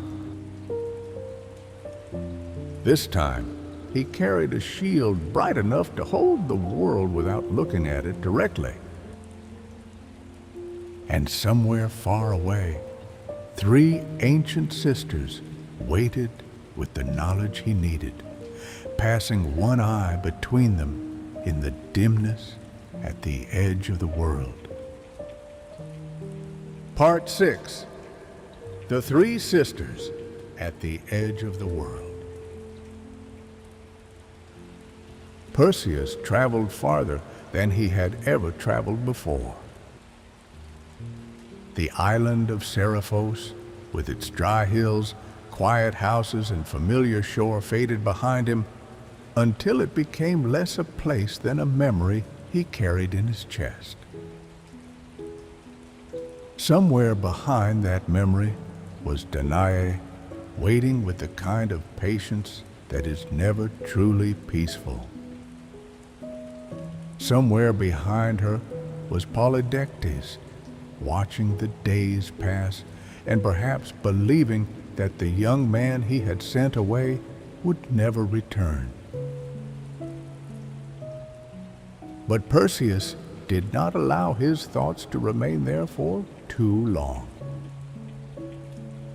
If he thought too deeply of his mother, worry might weaken him. If he thought too much of Polydectes' anger, might make him reckless. And if he thought too clearly of Medusa, fear might rise before he had even reached the road that led to her. So he held his mind as best he could on the next step. Not the whole journey, not the final danger, only the next place, the next sign, the next piece of knowledge he needed. The gods had told him where to begin. He had to find the gray. They were old, even in stories that were already old. People spoke of them not as women exactly, but as ancient sisters belonging to a colder and stranger part of the world. They had been gray from birth, as if age had claimed them before life had properly begun. Their names were Dano, Enyo, and Pimfredo, though names in such stories often feel less like ordinary names and more like sounds carried from a time when the world itself was still learning what it was. The Graeae were sisters of the Gorgons, or at least kin to that same shadowed family of beings who lived beyond the safe borders of human life. And because of that, they possessed knowledge Perseus could not find anywhere else. If anyone knew how to reach the hidden nymphs, and through them the tools required to face Medusa, it would be the Graeae. But finding them was not like finding a town on a road. Perseus had to pass beyond familiar country, beyond the comfortable places where men planted fields, built temples, and trusted the sun to rise over known hills. He crossed lands that seemed to grow older with every step. The air changed. The colors of the world became quieter. The roads thinned and then disappeared. There were fewer voices, fewer hearths, fewer signs that human life had ever wished to remain there. In such places, a traveler begins to understand how large the world is when there is no crowd around him. The days may have moved slowly, the nights perhaps more slowly still. Perseus slept under open skies and woke to winds that seemed to have crossed from places with no names. He listened to the silence of plains, the whisper of dry grasses, the far cry of unseen birds. Sometimes the polished shield of Athena caught the last light of evening, and in its surface he saw not only his own reflection, but the emptiness behind him and the road ahead. Hermes' blade remained with him. Athena's shield remained with him. Their gifts were a comfort, but not the kind of comfort that removes fear. They were reminders that the gods had seen him, yes, but also reminders of how impossible his task truly was. No mortal receives divine tools for an ordinary errand. At last, Perseus reached a region that seemed to exist at the edge of wakefulness and dream. It was not entirely dark, but the light there did not feel like the light of common day. It was dim and thin, as if the sun had grown tired before reaching the ground. The land was bare, in places broken by rocks and pale earth, with a cold wind moving through it in long, uneven breaths. There were no singing birds here, no green fields, no warm human smoke rising from distant homes. Everything seemed watchful, as though the land itself knew that strangers did not belong. And there, in that strange place, Perseus found the Graeae. They were gathered together like three remnants of an age older than memory. Their bodies were bent and withered, their skin pale with the color of ashes, their hair gray as sea foam beneath a winter sky. Yet there was nothing weak about them. Age had not made them harmless. If anything, it had made them more mysterious, more deeply rooted in some hidden knowledge that young creatures could never understand. They sat close to one another, murmuring in voices dry and low. Between them, they shared one eye and one tooth. It is one of the strangest images in Greek myth, and perhaps one of the most unsettling three sisters, old from the beginning of their lives, passing between them the single means by which they could see and the single means by which they could bite. When one held the eye, she looked out upon the world. When another took it, sight passed to her.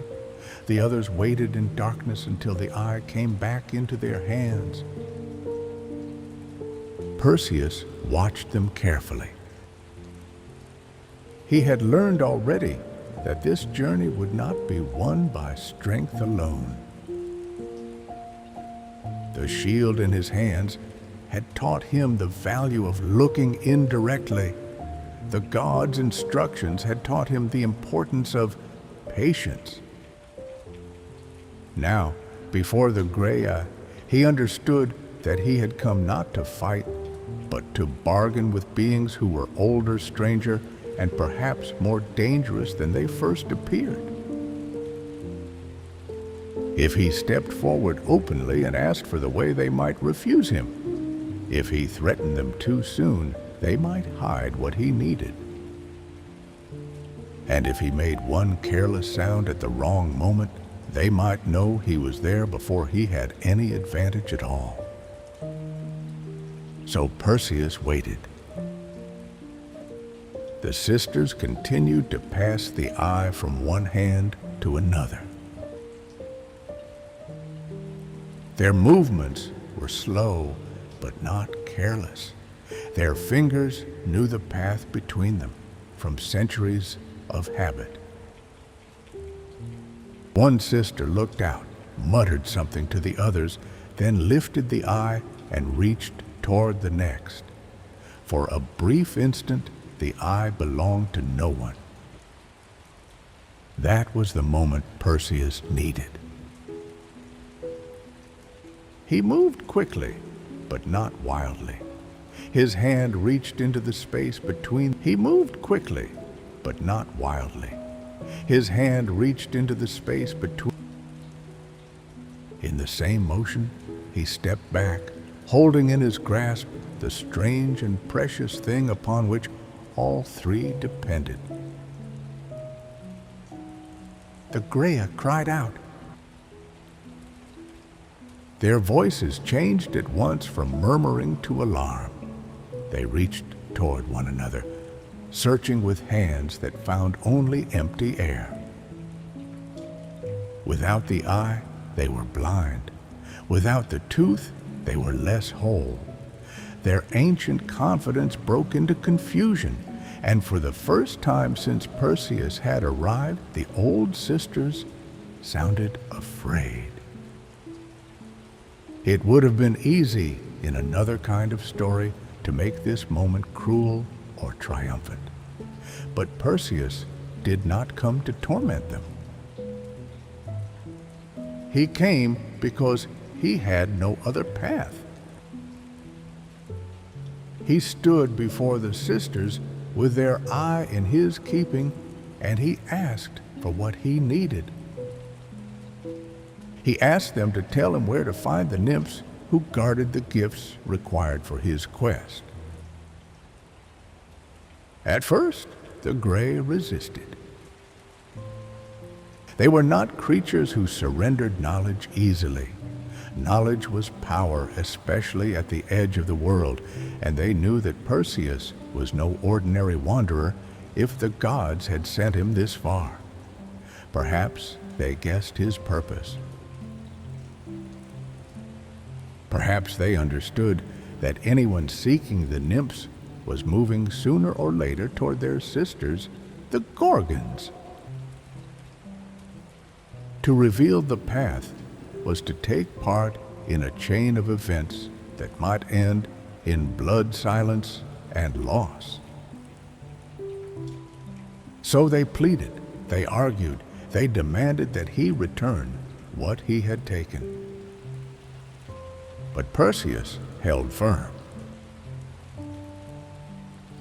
There are many kinds of courage, and this was one of the quieter ones.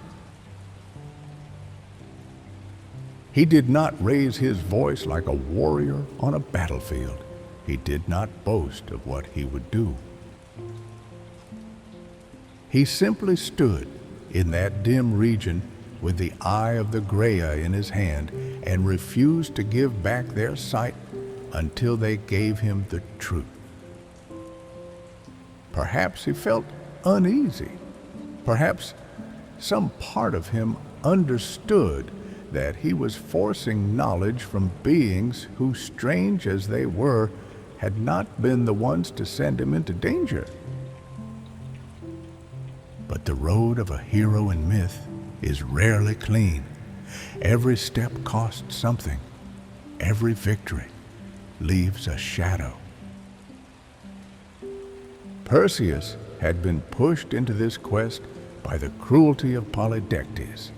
But now that he was on the path, he had to move with the resolve the task demanded. At last, the Graea yielded. Their voices lowered. The anger passed into bitterness, and the bitterness into the old tired sound of creatures who know when a bargain cannot be avoided. They told Perseus where he must go. They spoke of the hidden nymphs and the place where he could find the gifts without which Medusa could not be approached. They gave him the direction he needed, though perhaps not with kindness. Only then did Perseus return the eye. The sisters took it back quickly with trembling hands and muttered words, and their sight passed among them once more. When the eye returned to one of them, she fixed it upon Perseus with a gaze that carried neither gratitude nor forgiveness. Yet he had what he had come for. The next door of the journey had opened. He left the Graea behind. As he walked away from that gray place, the wind seemed to follow him for a while cold against his back. The voices of the sisters faded into the distance until he could no longer hear whether they were cursing him, warning him, or simply speaking among themselves in the language of the very old. The road ahead was clearer now, but not easier. Perseus knew where to find the nymphs. He knew that they possessed the objects the gods had spoken of: the winged sandals, the cap of invisibility, and the special pouch strong enough to hold Medusa's severed head. Each gift sounded like something from a dream, and yet every one of them would be necessary. Without the sandals, he could not move swiftly enough to escape. Without the cap, he could not hide from the immortal Gorgons.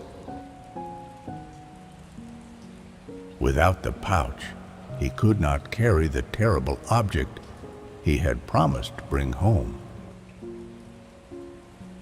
The shield showed him how to see without looking. The blade gave him the means to strike. But these new gifts would decide whether he could survive after the moment of striking. Perseus traveled on. The land began to change again as he moved away from the dwelling of the Graeae. The dimness lifted little by little. The air softened. The road, though still strange, no longer felt quite so close to the end of the world. It was as if he had passed through a narrow gate in the story, a place where knowledge had to be taken before the next region could appear.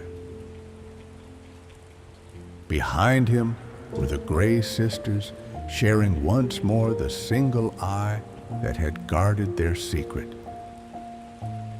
Ahead of him were the nymphs, the final gifts, and the long shadow of Medusa waiting beyond them all.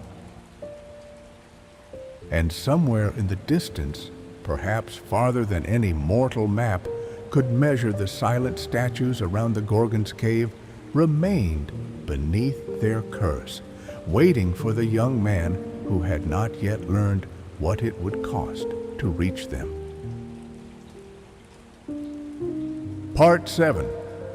The Gifts That No Mortal Could Make. After leaving the Graeae behind, Perseus traveled toward a place that did not seem to belong entirely to the world of men. The land slowly changed around him. The gray emptiness where the ancient sisters lived began to loosen its hold, and the air grew softer with each passing mile. The wind no longer sounded like something moving through bones and stone. It carried instead the faint scent of water leaves and distant flowers, as though the earth itself was beginning to remember life again. Perseus walked with the directions he had taken from the Graeae, but directions in a myth are rarely simple things. They are not like the roads between towns where a traveler can count the hills and follow the smoke from village fires. The path to the nymphs led through places touched by older powers, where the ordinary rules of distance seemed uncertain. At times, the road felt close, almost inviting. At other times, it seemed to retreat from him, as if testing whether he would continue. Still, Perseus moved forward. He had come too far to turn back now. Behind him lay Seriphos, Danae, and the quiet threat of Polydectes. Behind him, too, were the Graeae with their shared eye and their unwilling knowledge. Ahead of him lay the gifts he still needed, and beyond those gifts, the place every warrior feared to imagine. Medusa's name had become a shadow inside his thoughts. He tried not to let it grow too large. If he allowed his mind to dwell on the Gorgon too long, he could feel fear becoming heavier than the road itself. So he focused on smaller things: the sound of his footsteps, the weight of Athena's shield, the presence of Hermes's blade, the changing light over the land. It is sometimes easier to carry fear when the body is occupied by movement. Eventually, Perseus reached a region of strange beauty. It was not grand in the way a king's palace might be grand. It did not announce itself with towers or carved gates. Its beauty was quiet or hidden, at first unfolding slowly as he entered. The ground softened beneath his feet. Trees gathered in loose circles, their branches moving gently above him. Clear water ran over smooth stones. The light seemed to linger in the air, golden and still, as if evening and morning had met there and decided not to part. This was the dwelling of the nymphs. They were spirits of the natural world, beings connected to springs, trees, mountains, meadows, and hidden waters. They were not gods in the high Olympian sense, yet they belonged to the divine order of things. Mortals might glimpse them only rarely, perhaps at the edge of a forest pool, in the shimmer of heat above grass, or in the movement of leaves when there was no wind. Perseus entered carefully. He knew better now than to treat any sacred place as ordinary. The world had already shown him that power did not always arrive with noise. The Graea had been ancient and unsettling. The nymphs were different, but difference did not mean weakness. Their place was alive with a watchful quiet, and Perseus understood that he was a guest in a realm where human pride would not serve him. The nymphs appeared as gently as light on water. One moment the grove seemed empty, and the next he sensed that he was not alone. Figures moved between the trees, graceful and almost weightless, their presence woven into the place so completely that it was hard to tell where the grove ended and they began. Their voices were soft, but not timid. Their eyes held the calm of beings who had seen many mortals come and go, each carrying a need that felt urgent for a brief human lifetime. Perseus bowed his head. Perhaps that humility mattered. He did not come demanding treasure as if he had a right to it. He had taken knowledge from the Graea by force, because there had been no other way forward.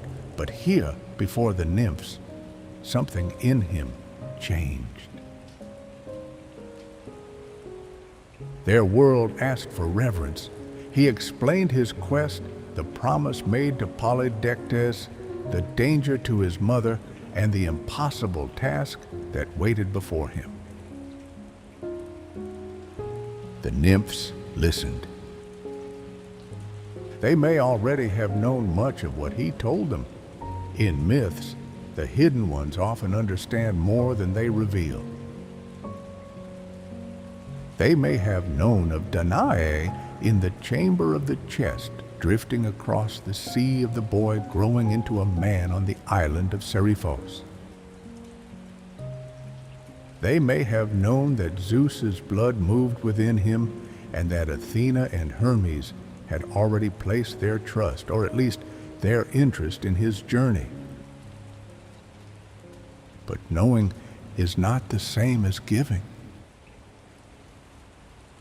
The gifts they guarded were not ordinary objects. They were not tools a man could buy, borrow, or earn through simple strength. They belonged to the strange economy of myth, where an object can carry not only usefulness, but destiny.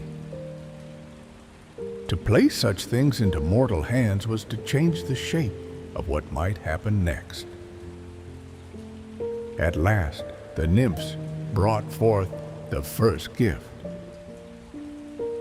It was a pair of winged sandals.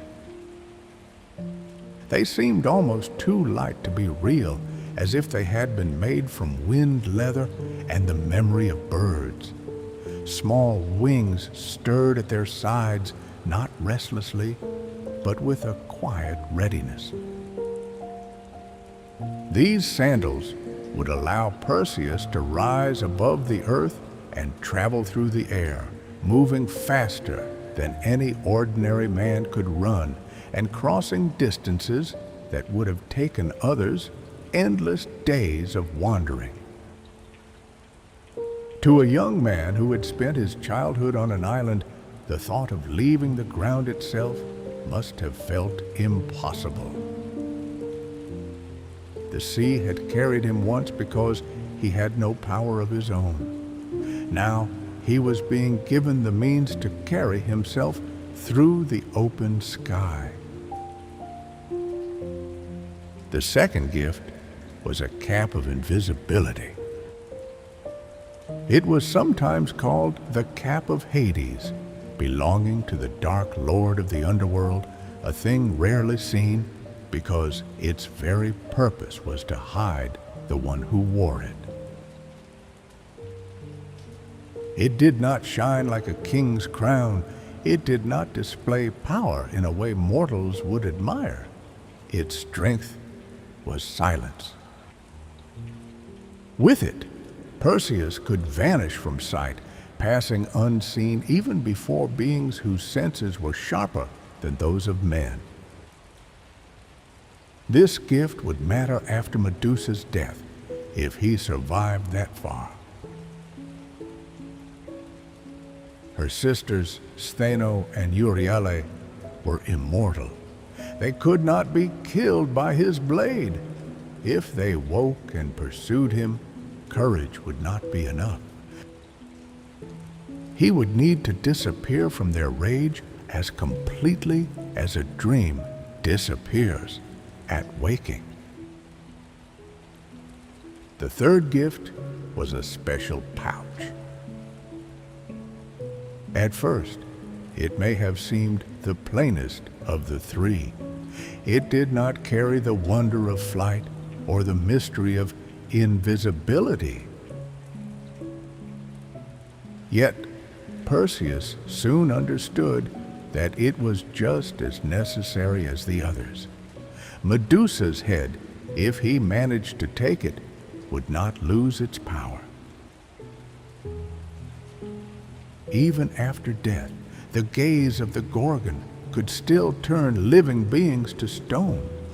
No ordinary bag could safely hold such a thing. No careless wrapping could protect him from the danger he had promised to bring home. The pouch was made to contain what should not be carried. Perseus received it with both gratitude and unease.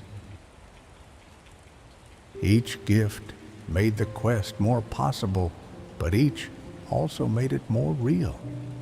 Before Medusa had been a name, a story, a terror waiting somewhere beyond the horizon.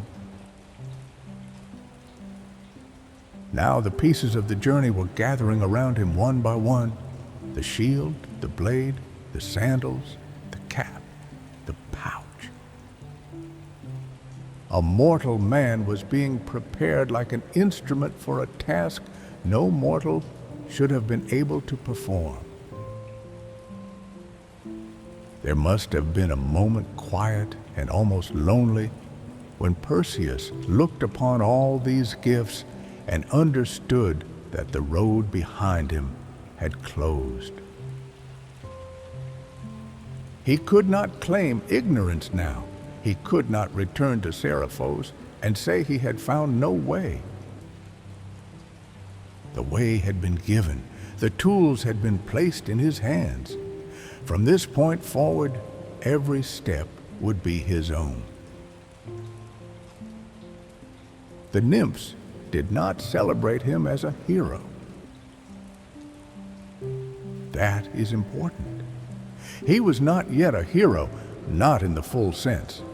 He was still a young man on the edge of an act he could scarcely imagine. The nymphs may have looked at him with gentleness, but also with the distance of beings who knew that mortal courage and mortal sorrow often walk together. They gave him what he needed, but they could not give him certainty. They could not promise that his hand would not tremble. They could not promise that he would return. Before he left, one of them may have warned him softly that Medusa was not to be faced like an enemy in daylight. He must not trust his own eyes. He must not let pity, horror, surprise, or pride make him look directly at her. He must use the shield. He must move with care. He must remember that the moment of victory could become the moment of death if he forgot even once what kind of creature he was approaching. Perseus listened closely. The young man who had once spoken too quickly in the hall of Polydectes was beginning to learn the discipline of silence. His promise had been reckless, but the journey was changing him. Each guide, each danger, each divine object taught him that bravery was not the same as rushing forward. True courage could be slow. It could be patient. It could lower its gaze when looking would mean ruin. When Perseus put on the winged sandals, the world seemed to shift beneath him. At first, perhaps, he rose only a little from the ground. The air gathered under his feet, strange and light. The grove below seemed to breathe. Leaves trembled, water flashed, and for a moment he was no longer bound to the earth in the way he had always known. Then, little by little, he learned to trust the movement. The sandals responded not only to his body, but to his intention, lifting him into the open air, as if the sky had been waiting for him. From above, the world looked different. Paths that had seemed long and confusing on the ground became thin lines across the land. Hills softened into shapes. Rivers shone like silver threads. The horizon widened until it felt almost endless.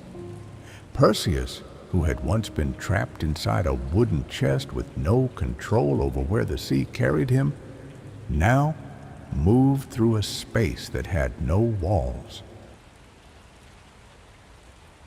And yet, freedom did not make the quest lighter. In fact, the height only revealed how far he still had to go. The nymphs watched as he prepared to leave their hidden place.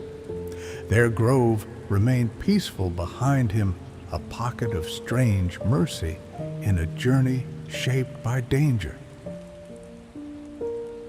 Perseus thanked them, though words must have felt small before gifts so great. Then he lifted into the air, carrying with him the shield of Athena, the blade of Hermes, the cap of invisibility, and the pouch that waited for Medusa's terrible head. Below him, the land stretched into shadow and light. Ahead lay the region of the Gorgons, where the air would grow colder again, where stone figures stood beneath a silence no living traveler could forget, and where Medusa herself waited, not knowing that the long loneliness of her curse was moving toward its end. Perseus flew on. Not like a god, though the gods had helped him. Not like a king, though royal blood moved somewhere in his story.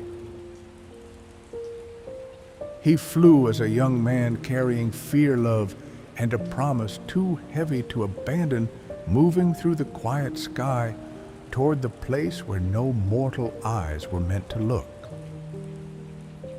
Part 8. The Silent Garden of Stone. The sky carried Perseus farther than any road could have done. Beneath him, the world unfolded in long, quiet distances. Mountains rose and fell like the backs of sleeping giants. Rivers glimmered in the light, bending through valleys and disappearing into forests. Villages appeared for a moment as small clusters of roofs and smoke, then slipped behind him as the winged sandals carried him onward. There was a strange peace in flying, but it was not the peace of safety. It was the peace of being alone above the world where every familiar human sound had fallen away. No voices reached him there, no footsteps, no market noise, no sound of oars against water. Only the wind moved around him steady and cold, reminding him with every breath that he was traveling toward a place where ordinary life had no welcome for him. Perseus kept Athena's shield close. Its polished surface caught the passing light and held it in silence. Sometimes he saw clouds sliding across it. Sometimes he saw the faint outline of his own face, young and serious, altered by the journey he had already taken. He had left Seriphos as a son trying to protect his mother, but with every mile the world seemed to draw him deeper into something older than his own desire. The quest no longer belonged only to Polydectes' cruel command. It had become part of a greater pattern, one that had begun in Argos before Perseus could even remember the sea. As he flew, the land beneath him gradually changed. At first, the change was subtle. The green of forests became less frequent. The rivers grew thinner. The villages disappeared. The air itself seemed to lose warmth, as though the sun reached this region only with hesitation. The colors below him faded into stone dust and shadow. Even from above, Perseus could sense that he was leaving behind the lands where men could easily live. The place of the Gorgons did not need walls to announce itself. It was marked by emptiness. There were no fields, no herds, no smoke rising from hearths, no songs carried on the wind. The earth looked abandoned, but not in the ordinary way of a place people had simply forgotten. It felt as though life had once come near, looked upon something it should not have seen, and never returned. Perseus descended slowly. The winged sandals brought him down among dark rocks and pale ground. His feet touched the earth with a softness that felt almost disrespectful in such a silent place. He stood still for a while, listening. The wind moved through cracks in the stone, low and uneven. Somewhere far away, perhaps the sea struck against cliffs, but even that sound felt distant, as if afraid to come closer. Before him lay the region where Medusa and her sisters were said to dwell. Perseus did not move immediately. He remembered the warnings of the gods, the words of the nymphs, the stories whispered on Seriphos. This was not a place where strength could hurry ahead of thought. Every step had to be considered. Every glance had to be guarded. The danger was not hidden in a blade or in a charging beast. It could come from looking in the wrong direction for less than a heartbeat. So Perseus lowered his eyes. From this point onward, he would not trust the world directly. He lifted Athena's shield and tilted it before him, using its bright surface as his guide. The land appeared there in reflections softened and reversed, but visible enough. Rocks shadows the line of the path ahead. He would walk forward while looking backward into polished bronze, allowing wisdom to stand between his eyes and death. It was not an easy way to move. The body wants to look where it is going. The eyes are impatient servants. They rise without permission, searching for balance, warning direction. Perseus had to master even this simple instinct. He had to teach himself to see through the shield and not beyond it, to let the reflection become his world. Each step was slow, each breath measured. The silence around him made the smallest movement seem loud. Then he saw the first statue. At first, in the shield, it looked like a man standing beside the path. Perseus stopped. The figure was turned slightly, one arm raised as if he had been trying to shield his face or point toward something beyond him. His cloak hung in stone folds. His mouth was open, not wide, but enough to suggest a final breath cut short. He was not carved by a sculptor. There was no artful calm in his shape. He had been alive once, and the last emotion of his life still clung to him. Perseus understood. This was what Medusa's gaze left behind. He moved on, and soon there were more. Some stood upright, frozen in the act of retreat. Some had fallen to their knees. Some reached out with hands that would never touch anything again. A warrior still held a sword, though the hand around it had become stone. A traveler's face remained turned toward the cave, fixed forever in the instant when curiosity became terror. There were men who looked proud even in death, and men who looked young enough to make Perseus think of the life they had left somewhere behind them. The place was not a battlefield, but it carried the sorrow of one. No blood marked the ground, no cries remained in the air. Everything had ended too quickly for that. The horror here was quiet. Men had not been torn apart or burned or buried. They had simply been stopped.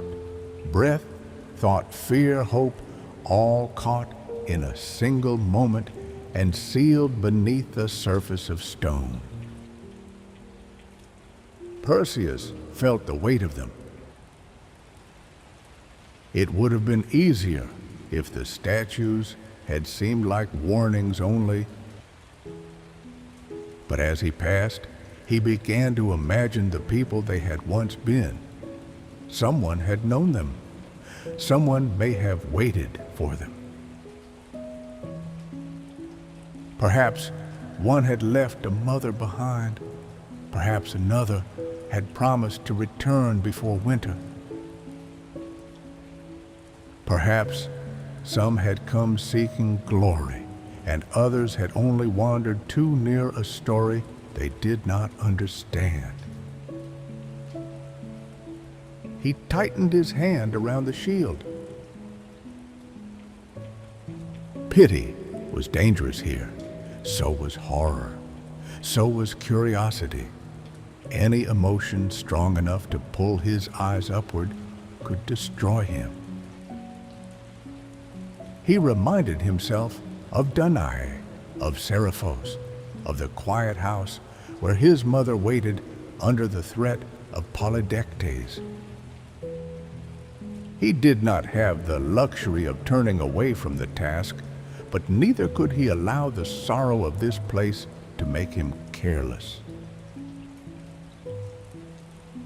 The path led toward a cave. It opened in the side of a dark rise of stone, half hidden in shadow, its mouth wide and still. Around it stood the thickest gathering of statues. Some faced the entrance, others faced away, as if they had seen enough to know they must flee and had been caught before escape could carry them far. The earth near the cave seemed colder. Even the wind moved differently there, entering and leaving with a sound almost like breathing. Perseus paused at the threshold. He had reached the place men spoke of only in fearful stories. The cave of the Gorgons was no longer a tale carried by sailors, no longer a distant name spoken on Seriphos, no longer an impossible place imagined during a sleepless night.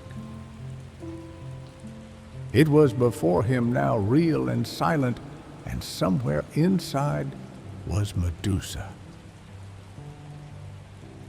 For a moment, he thought of the woman she had once been. He did not know the full truth, perhaps, but the journey had changed how he heard her name. Medusa was not only the monster Polydectes had demanded as proof of his courage.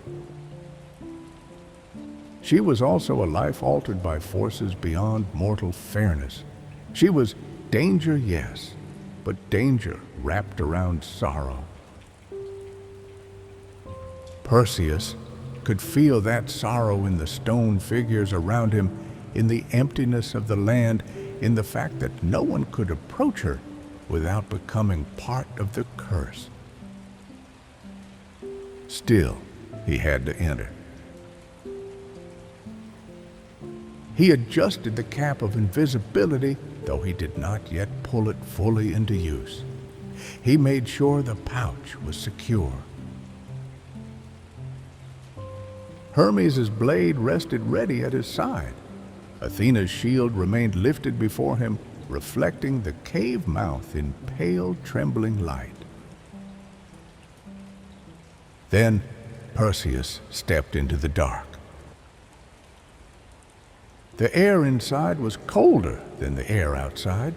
It smelled of stone age and something faintly bitter, like earth that had never known the sun. The light behind him faded quickly, but the shield gathered what little remained and offered it back in dim shapes. Walls uneven ground the curve of the passage. He moved slowly, careful not to let his feet strike loose stones. Deeper within the cave, there was sound. Not speech, not movement at first, something softer, a slow, uneven whisper, like many small bodies shifting over one another. Perseus knew what it must be before he saw it in the shield.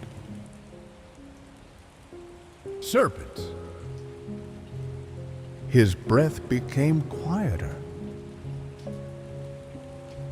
The passage opened into a wider chamber, and in the reflection of the shield, Perseus saw them. 3 forms lay within the cavern.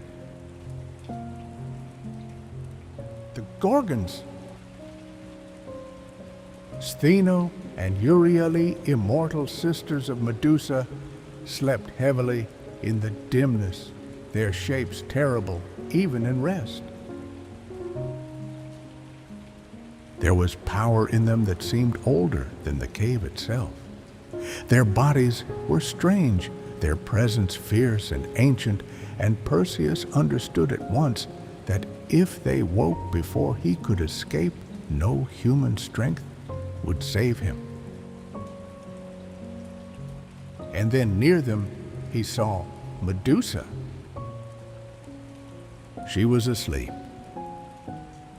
In the shield's reflection, she did not first appear as the simple horror of a tale.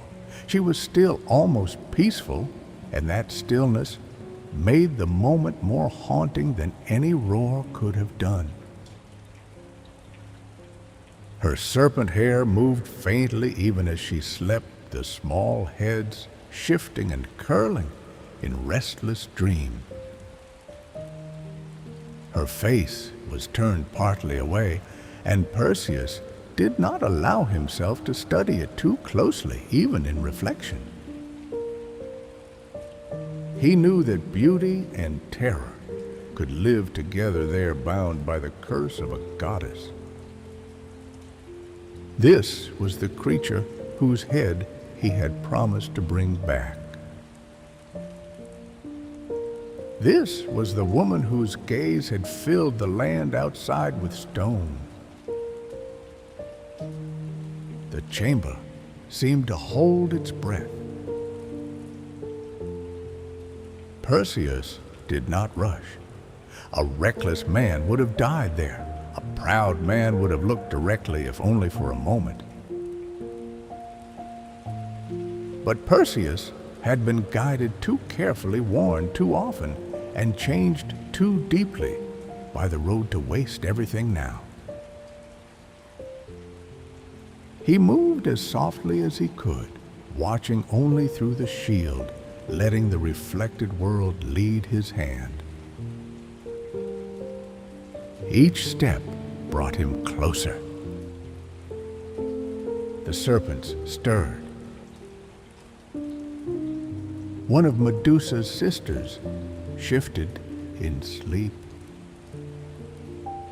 Perseus stopped, his body tense, his breath held until the silence settled again. The cave did not wake. The Gorgons remained in their dark rest. Slowly, he continued. Nearer now, the shield showed Medusa's outline more clearly, the curve of her shoulder, the living movement of the serpents, the terrible calm of a cursed being unaware that fate had entered her chamber. Perseus felt fear, but also something quieter and more difficult to name. This was not like standing before a beast in open combat. This was an ending, approaching someone in sleep. For a heartbeat, the young man from Seriphos hesitated. Then he remembered Danae. He remembered the wooden chest, the sea, the king who had cast them away, and the other king who now waited to claim his mother if he failed. He remembered that the gods had not brought him here to turn back at the final step. Whatever sorrow lived in Medusa's story, whatever injustice had shaped her curse, the path before Perseus had narrowed to one terrible necessity. His hand closed around the blade of Hermes. The shield held Medusa's reflection. The cave remained silent, and Perseus prepared to strike. Part 9. The moment in the mirror. Perseus stood in the heart of the cave, holding his breath as if even the smallest sound might wake the darkness around him. Before him, Medusa slept. He did not look at her directly.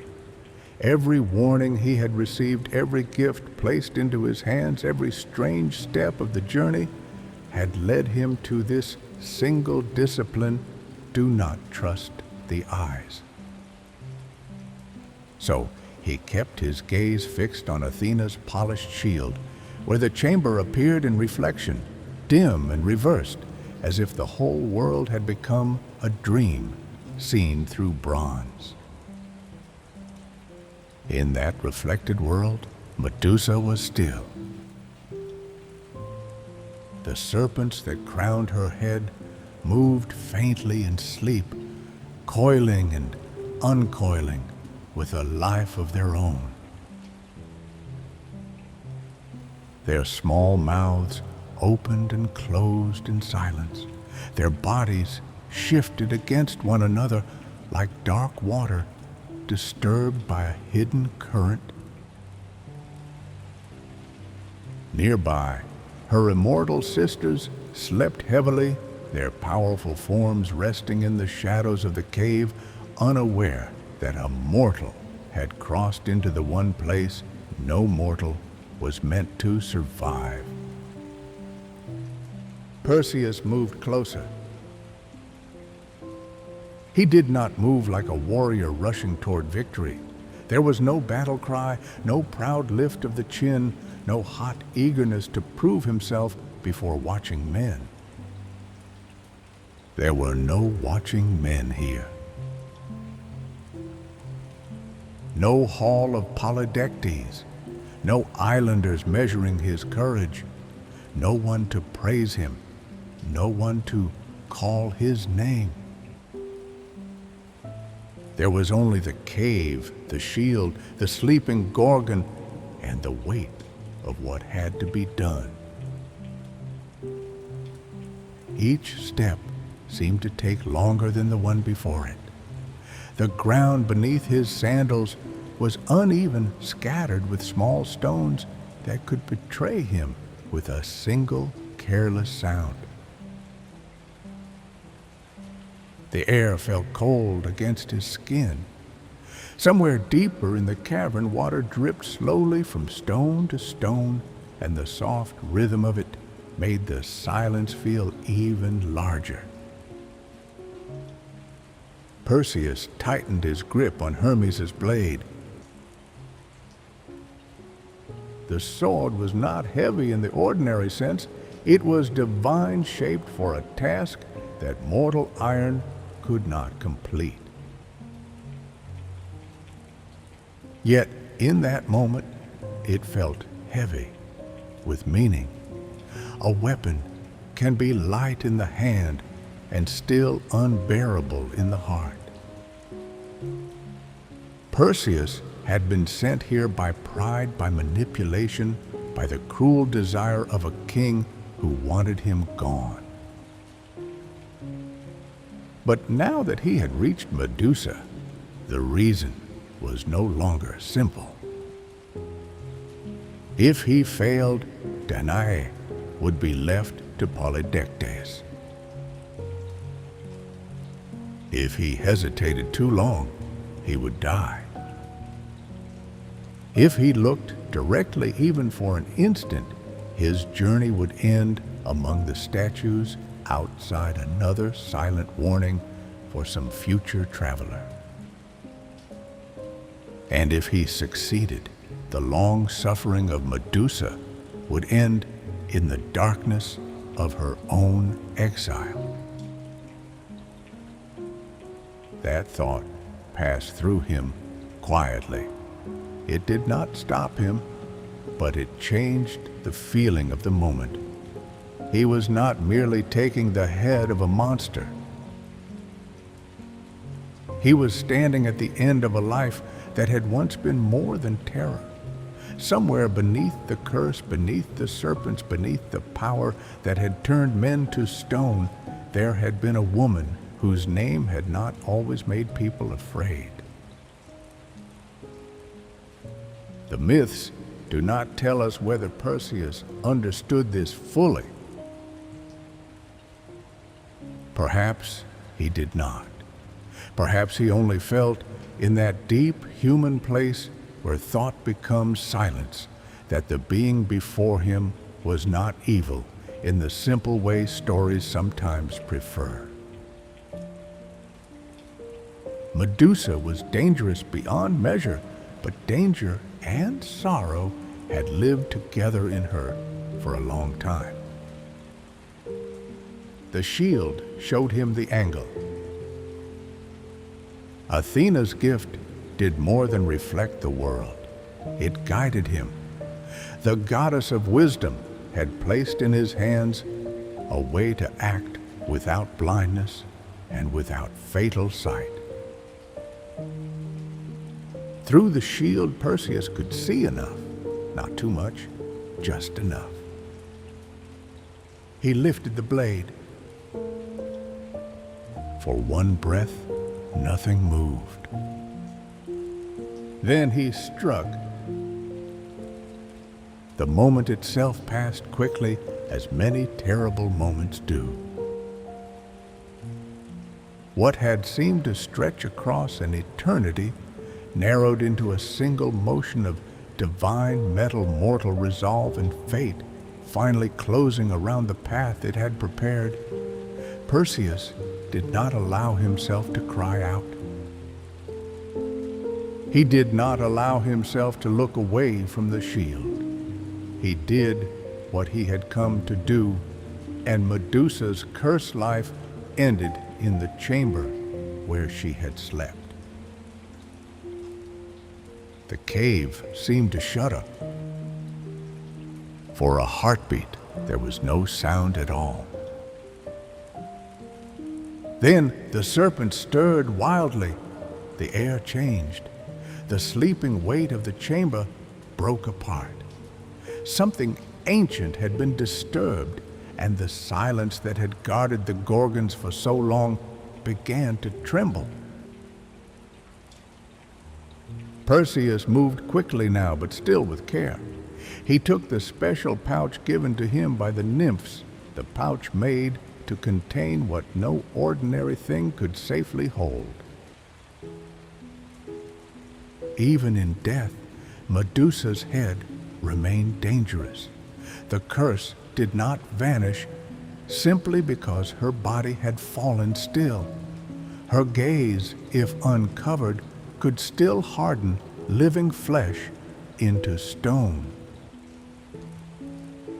So Perseus did not look. He trusted the shield. He trusted the pouch. He trusted the wisdom of those who had guided him this far. With steady hands, though his heart must have been pounding, he placed the terrible head inside the enchanted bag and closed it securely. Only then did he allow his breath to return more fully to him, though relief did not yet come. He had completed the act that no mortal before him had survived, but he was still inside the cave of the Gorgons, and two immortal sisters slept only a short distance away. And then, from the place where Medusa had fallen, something wondrous happened. From her blood, according to the old myth, came life. The winged horse Pegasus sprang forth bright and impossible, as if the sky itself had been hidden within Medusa's sorrow and was suddenly released. Alongside him came Chrysaor, the golden-sworded one another strange child of that final moment. Myth does not ask us to understand this as ordinary birth. It asks us to accept that in the world of gods and curses, death can open doors through which marvels enter. Pegasus was the more unforgettable of the two. Imagine him not with the noise of a battlefield, but with the sudden beauty of a dream breaking into darkness. A white horse, winged and radiant, appearing in the cave where everything had been stone, fear, and silence. His wings unfurled with a movement like moonlight finding water. For a moment, the chamber that had held so much dread also held something pure and free. It was as if Medusa's story, so long trapped inside horror, released one last impossible beauty into the world.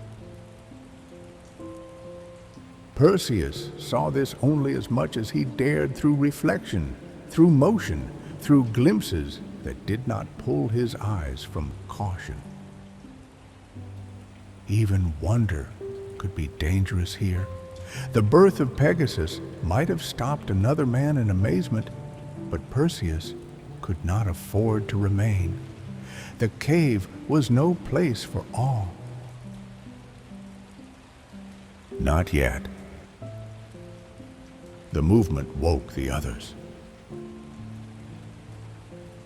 Stheno stirred first, or perhaps Euryale. In the darkness, one immortal body shifted, then another. The air filled with a sound that was not yet speech, but not merely breath either. It was the sound of ancient beings rising from sleep into alarm. The serpents upon their heads began to move. Their limbs drew inward, then pushed against the stone. One of them turned, sensing absence change violation. Then came the cry. It filled the cave with grief and rage. The immortal sisters knew. Medusa, their mortal sister, the only one among them who could die, had been taken from them. Whatever men had called her, whatever heroes had feared, whatever curses had shaped her, she had not been only a monster to them. She had been their sister, and now her body lay still while the mortal who had entered their home carried away the most terrible part of her power. Their sorrow became fury. The cave that had been silent moments before came alive with movement.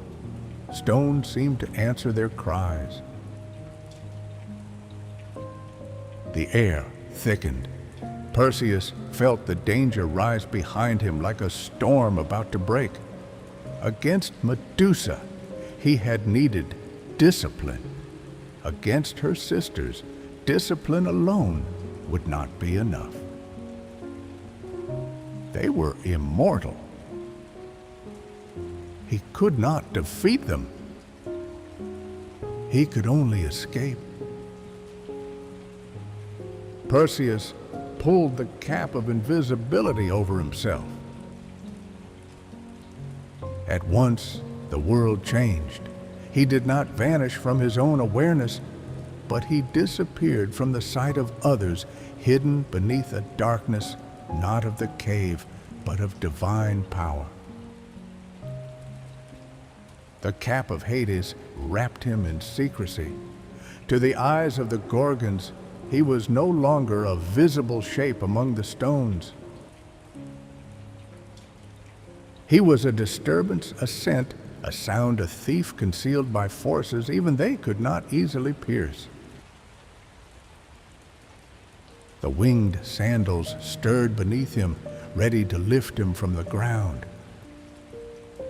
But escaping the cave would not be simple. He still had to move through the chamber, past the enraged sisters, through the passage, and out into the land of statues. One misstep could betray him. One stone knocked loose beneath his foot could give them a direction. One careless breath might draw their wrath too close. Stheno and Euryale searched wildly. Their voices tore through the cavern, calling, grieving, raging. They swept through the space where Perseus had been their power, filling the darkness.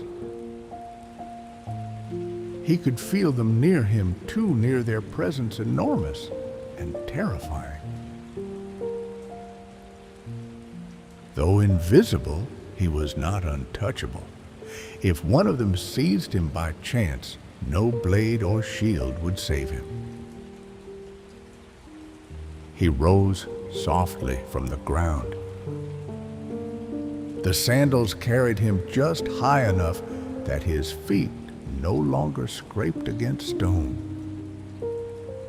Slowly, carefully, Perseus moved toward the passage, holding the pouch close, the shield angled before him, the sword ready, though he knew it would do little against immortal rage. The cave blurred around him in reflected fragments, walls, wings, serpents, shadows, the sudden sweep of a Gorgon's arm passing through the space where he had been only a breath before. He did not look back directly. Not once. The cries of Medusa's sisters followed him through the passage like the voices of a storm trapped underground. Their grief made the cave feel alive. Their fury struck the walls and seemed to shake dust from the stone. Perseus moved as quickly as he dared, guided by instinct, divine gifts, and the desperate knowledge that completing the task meant nothing if he could not leave with his life. At last, the cave mouth appeared in the shield. A pale opening, a breath of outer air. The gray land beyond. Perseus passed through it and emerged among the statues, still invisible beneath the cap, still carrying the pouch that held Medusa's head. The light outside, dim as it was, felt almost overwhelming after the darkness of the cave. The wind touched him cold and real. For a moment, he wanted to stop to breathe, to understand that he had survived the impossible. But behind him, the Gorgons came. They burst from the cave in pursuit, immortal and furious, searching the air, the ground, the spaces between the stone figures. Their cries moved across the dead landscape, and even the statues seemed to listen. They could not see Perseus, but they knew he was near. They knew the thief of their sister's head had not yet gone far. Perseus rose higher. The winged sandals lifted him above the ground, above the statues, above the reach of the first wild search. He held the pouch tightly, feeling its terrible weight against him. Below, the Gorgons moved through the land of stone, grieving and raging beneath the empty sky. The hero did not feel triumphant. Not yet. There would be songs one day, perhaps, and those songs might speak of glory, courage, and the death of Medusa as a clean and shining victory. But in that first moment of escape, Perseus carried something more complicated than glory. He carried fear, exhaustion, and the heavy knowledge that he had ended one curse by taking it with him. The land of the Gorgons began to fall away beneath him. The cave grew smaller. The statues became pale shapes in the distance.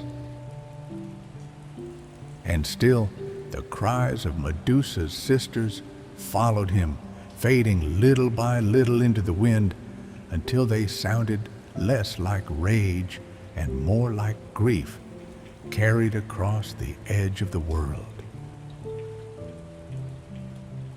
Perseus flew on unseen, alive, and changed forever.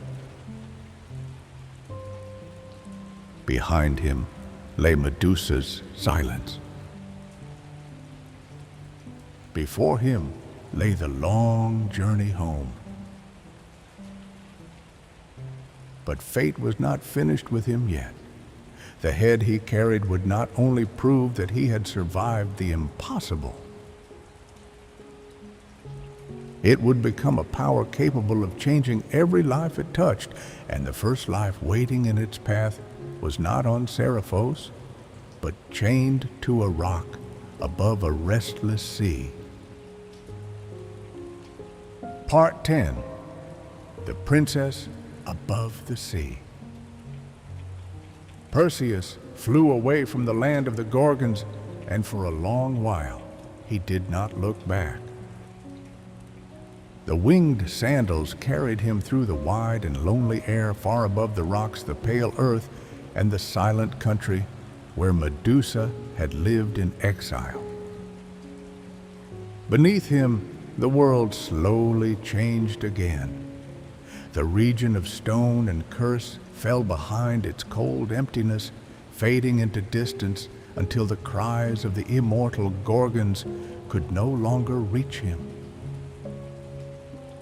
Only the wind remained moving around him with a steady, almost mournful sound. He was alive. That truth should have filled him with joy, but joy did not come easily, not yet. The danger had passed too recently, and the weight of what he carried was too strange to allow simple relief.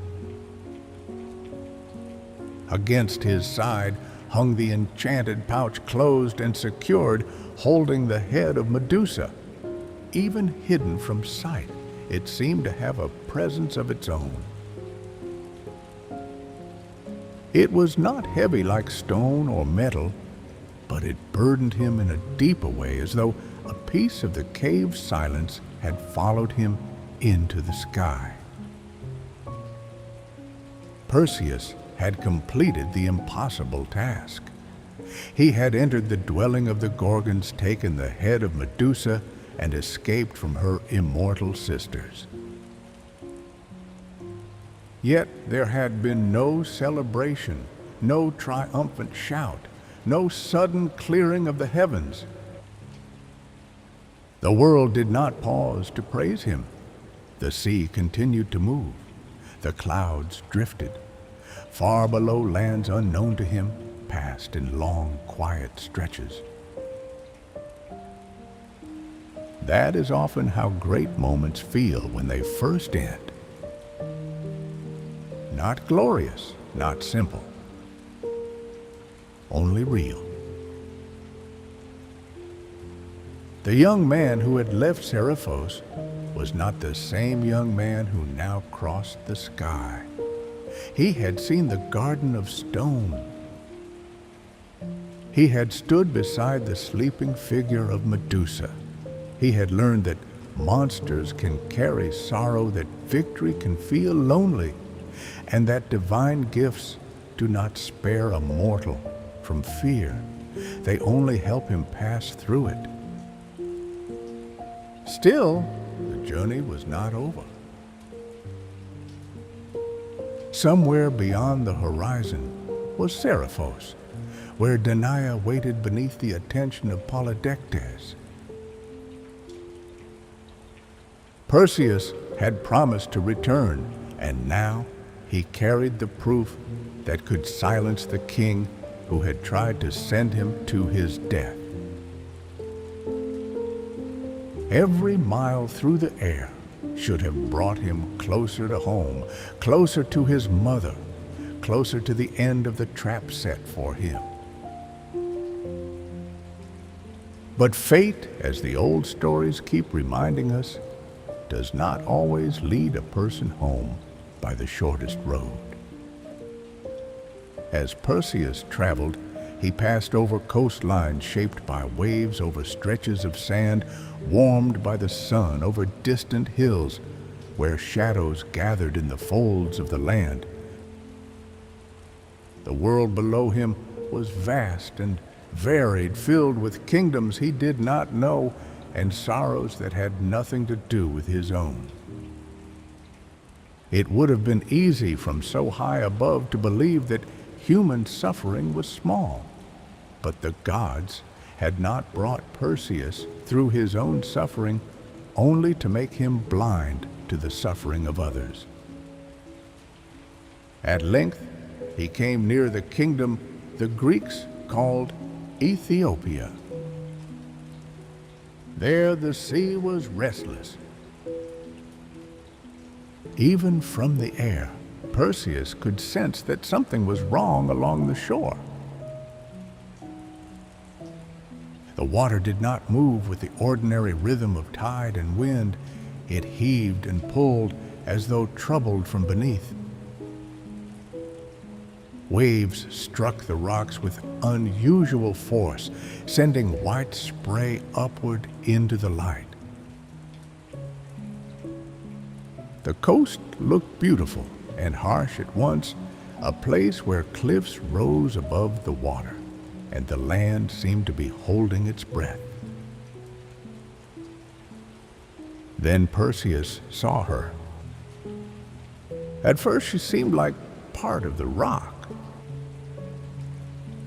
A pale figure fixed against the dark stone above the sea, motionless, except for the movement of her hair in the wind. As he descended, the shape became clearer, a young woman bound by chains to the cliff, standing alone between the land and the water. Her arms were fastened so that she could not flee. Her feet rested near the edge close enough that the spray reached her when the waves rose high. Around her, there were no guards, no attendants, no family keeping watch. Only the sea, only the sky, only the terrible waiting. Perseus slowed in the air. He had seen many stone figures outside Medusa's cavemen, frozen forever in the moment when hope left them. But this was different. This woman was alive. Her fear had not yet become stillness. Her eyes looked out over the water, not with the confusion of someone who did not understand her fate, but with the quiet exhaustion of someone who had been made to understand it too well. She was Andromeda, the daughter of King Cepheus and Queen Cassiopeia.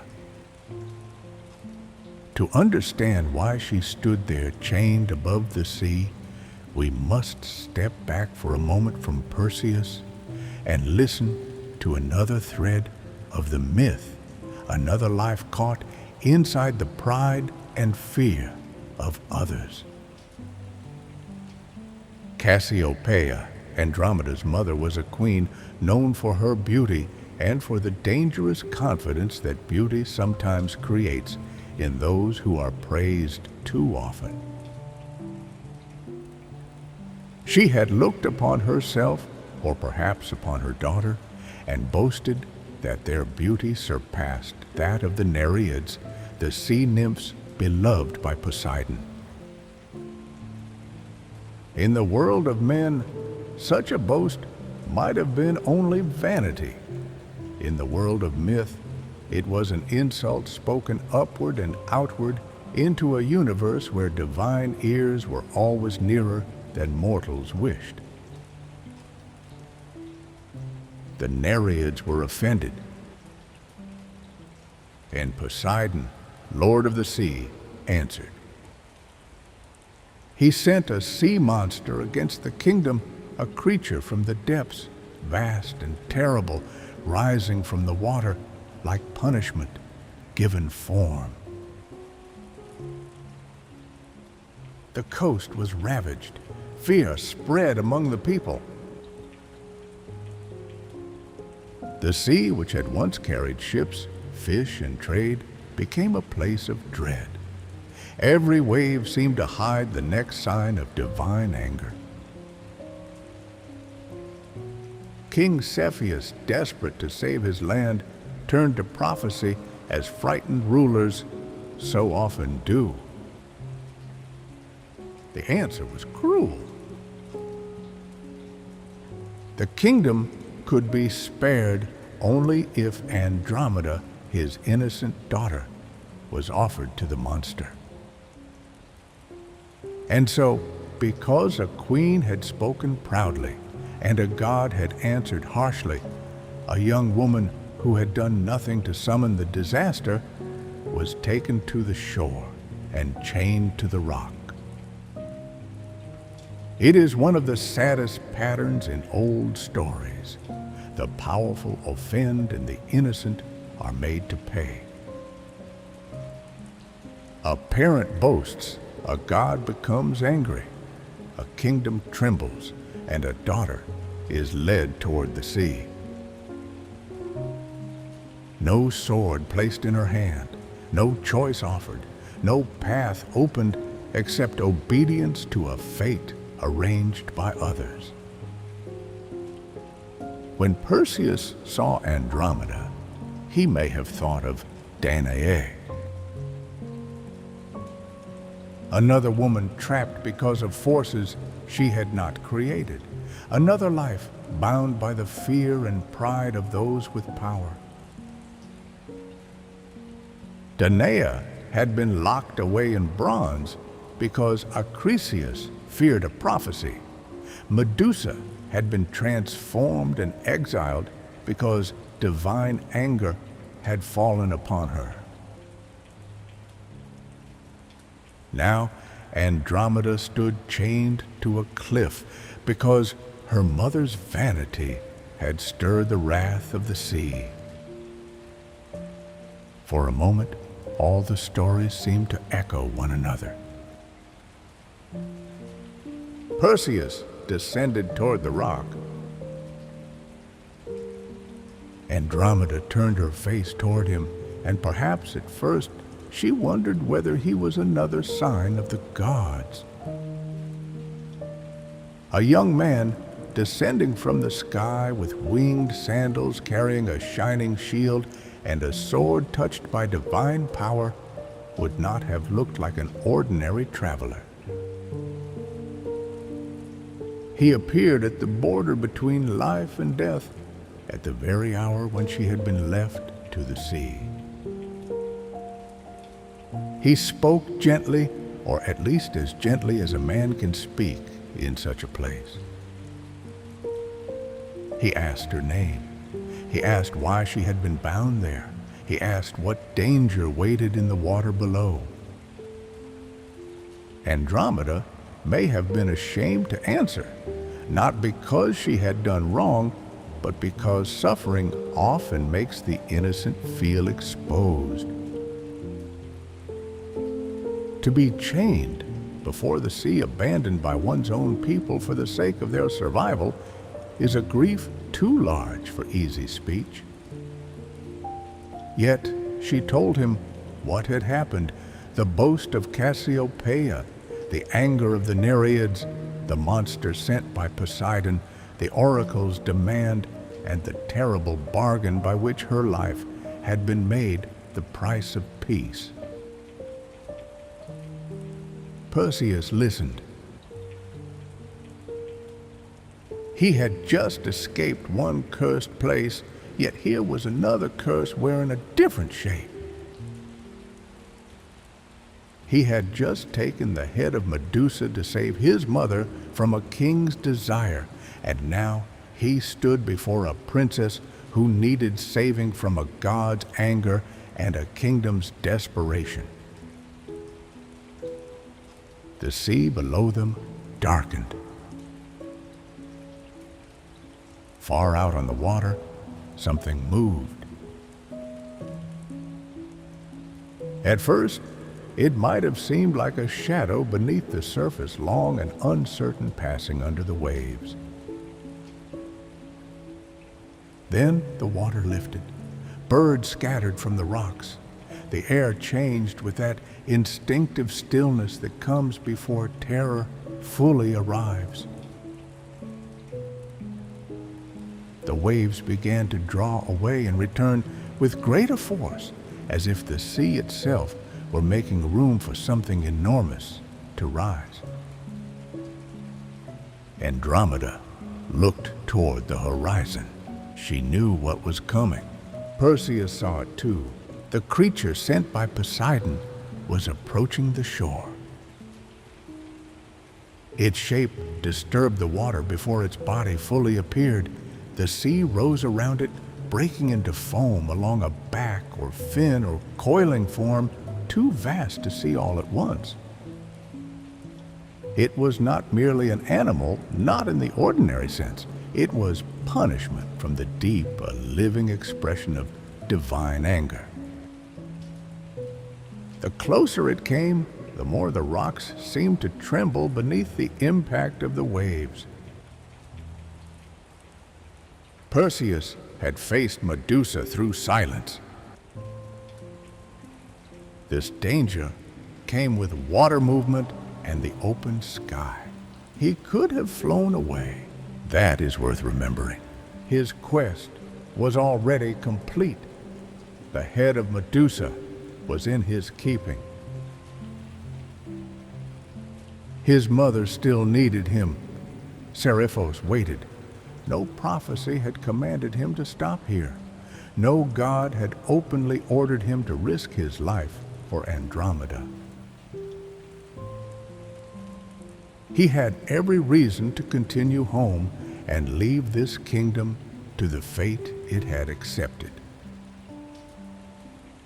But heroes in myth are not only shaped by the tasks they are given. They are also shaped by the moments when they choose to act without being commanded. Perseus looked at the chained princess, then at the rising monster, then at the people who had gathered at a distance along the shore. For they were there now, or some of them were watching from a place they believed safe enough. Perhaps the king and queen stood among them, grief-stricken but helpless, or perhaps ashamed beneath the weight of the decision they had allowed. The myth places them near enough for Perseus to speak to them, near enough for a bargain to be made. Perseus called out to them. If he saved Andromeda, he asked that she be given to him in marriage. To modern ears, such a bargain may sound strange, even uncomfortable, and perhaps it should. These myths are old, shaped by worlds where daughters were often promised by fathers and kings, where rescue and marriage were bound together by customs far from our own. But inside the story's ancient logic, Perseus was not merely asking for reward. He was declaring that Andromeda would not be left as a sacrifice. Her life would continue beyond the rock. She would be brought back into the world of the living. Cepheus agreed. Cassiopeia agreed. Perhaps they agreed because they saw no other hope. Perhaps because in that moment any future for their daughter was better than the death rising from the sea. Whatever passed through their hearts, the promise was made, and Perseus turned toward the monster. Andromeda remained chained behind him. The creature came nearer. Perseus rose into the air, the winged sandals lifting him above the rocks as the sea monster surged toward the shore. Spray struck his face, wind pulled at his clothes. Beneath him, the water opened and closed around the creature's vast body, its movement powerful enough to send waves crashing against the cliff where Andromeda stood. For the first time since leaving Medusa's cave, Perseus drew his sword not in silence, but beneath the roar of the sea. He did not reach at once for the pouch at his side.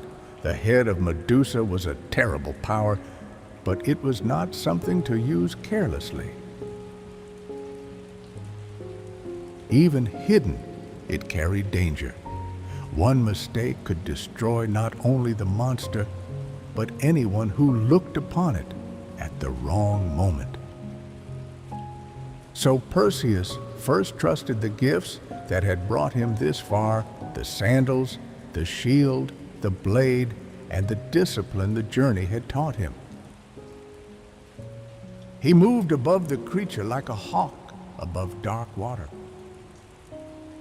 The monster lunged. Perseus rose beyond its reach. It turned, sending waves outward in heavy circles. He descended when he saw an opening, striking not with reckless fury, but with the sharp control Athena herself might have admired. The blade flashed. The sea answered with foam and motion. Again and again the creature rose, and again Perseus moved away using the air as other warriors used the ground. From the cliff, Andromeda watched. Every moment must have felt impossibly long. She could not run. She could not help. Her life depended entirely on the young stranger moving between her and the punishment meant to devour her. Perhaps hope was almost painful to feel after she had already prepared herself for death. Perhaps she feared that if she believed too soon, the gods would take that hope away. But Perseus did not fall. The fight continued, fierce but strangely beautiful. From a distance, a winged young man against the creature of the deep, bronze catching light waves, rising the sea and sky, meeting in a struggle that seemed older than either of them. Perseus had learned patience in the cave and caution from the shield. Now, he used movement timing and the open air to survive where a man standing on the shore would have been crushed. At last, the monster weakened. Whether Perseus struck a mortal wound with the blade, or whether in some tellings he used the hidden power of Medusa's head to turn the creature's strength into stillness, the end came as all such moments do, first with resistance, then with one final movement, and then with the great body sinking beneath the waves. The sea began to calm, not at once, but slowly. The violent churning softened. The foam spread thin across the water. The rocks stopped trembling. The air, which had been full of noise, opened again into space. Far above, the sky looked almost innocent, as if it had only been watching a story it had always known would unfold. Perseus descended to the cliff. Andromeda was still there, still bound, though the death meant for her had passed back into the sea. For a moment, neither of them may have spoken. Words can feel small after terror. Perseus reached for the chains and began to free her from the rock, loosening the bonds that had held her between the living world and the depths below. When the last chain fell away, Andromeda stood unbound. The wind moved around her differently now. The sea no longer seemed to be reaching for her. She was alive not because the kingdom had saved her, not because the gods had softened, but because a stranger on his way home had stopped in the sky and chosen not to turn away. Perseus had left Seriphos to bring back the head of Medusa. He had not known that before returning to his mother, he would save a princess from the sea. But fate had carried him there as surely as the wooden chest had once carried him to Seriphos. And as Andromeda stepped down from the rock, the story of Perseus opened into a new path, one that would lead not only toward rescue, but toward love conflict, and another test of the terrible power he now carried at his side. Part 11. The Feast Beneath a Troubled Sky. When Andromeda's chains fell from the rock, the whole shore seemed to change with her.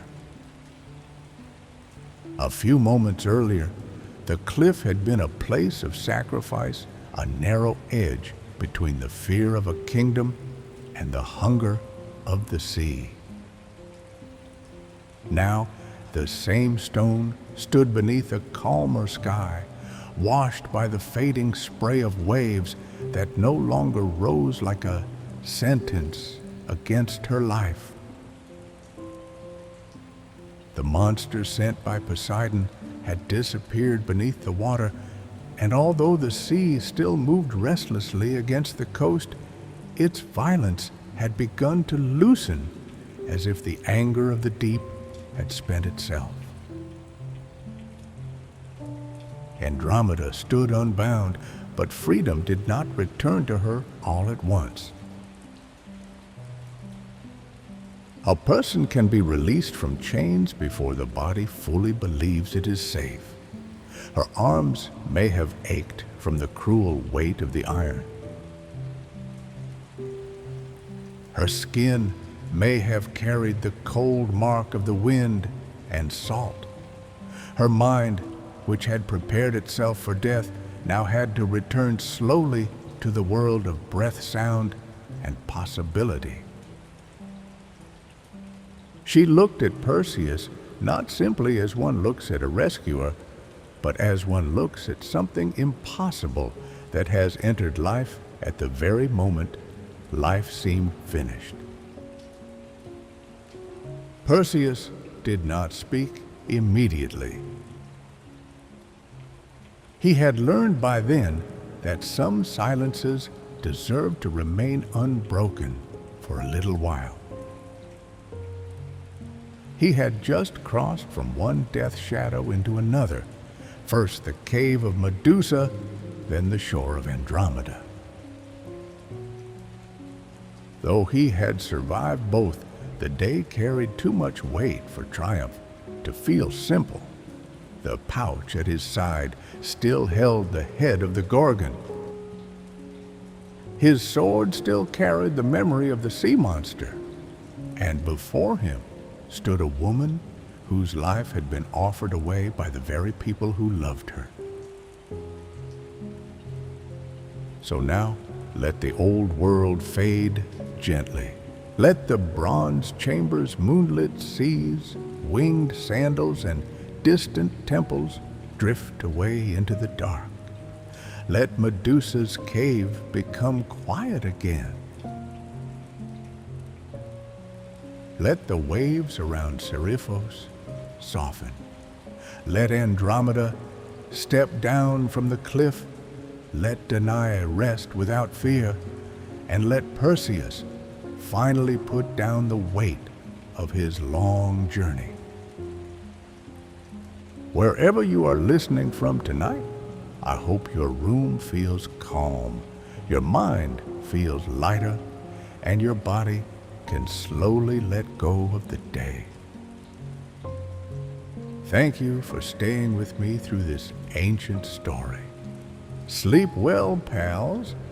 May your dreams be gentle, your night be peaceful, and may tomorrow find you a little more rested than today.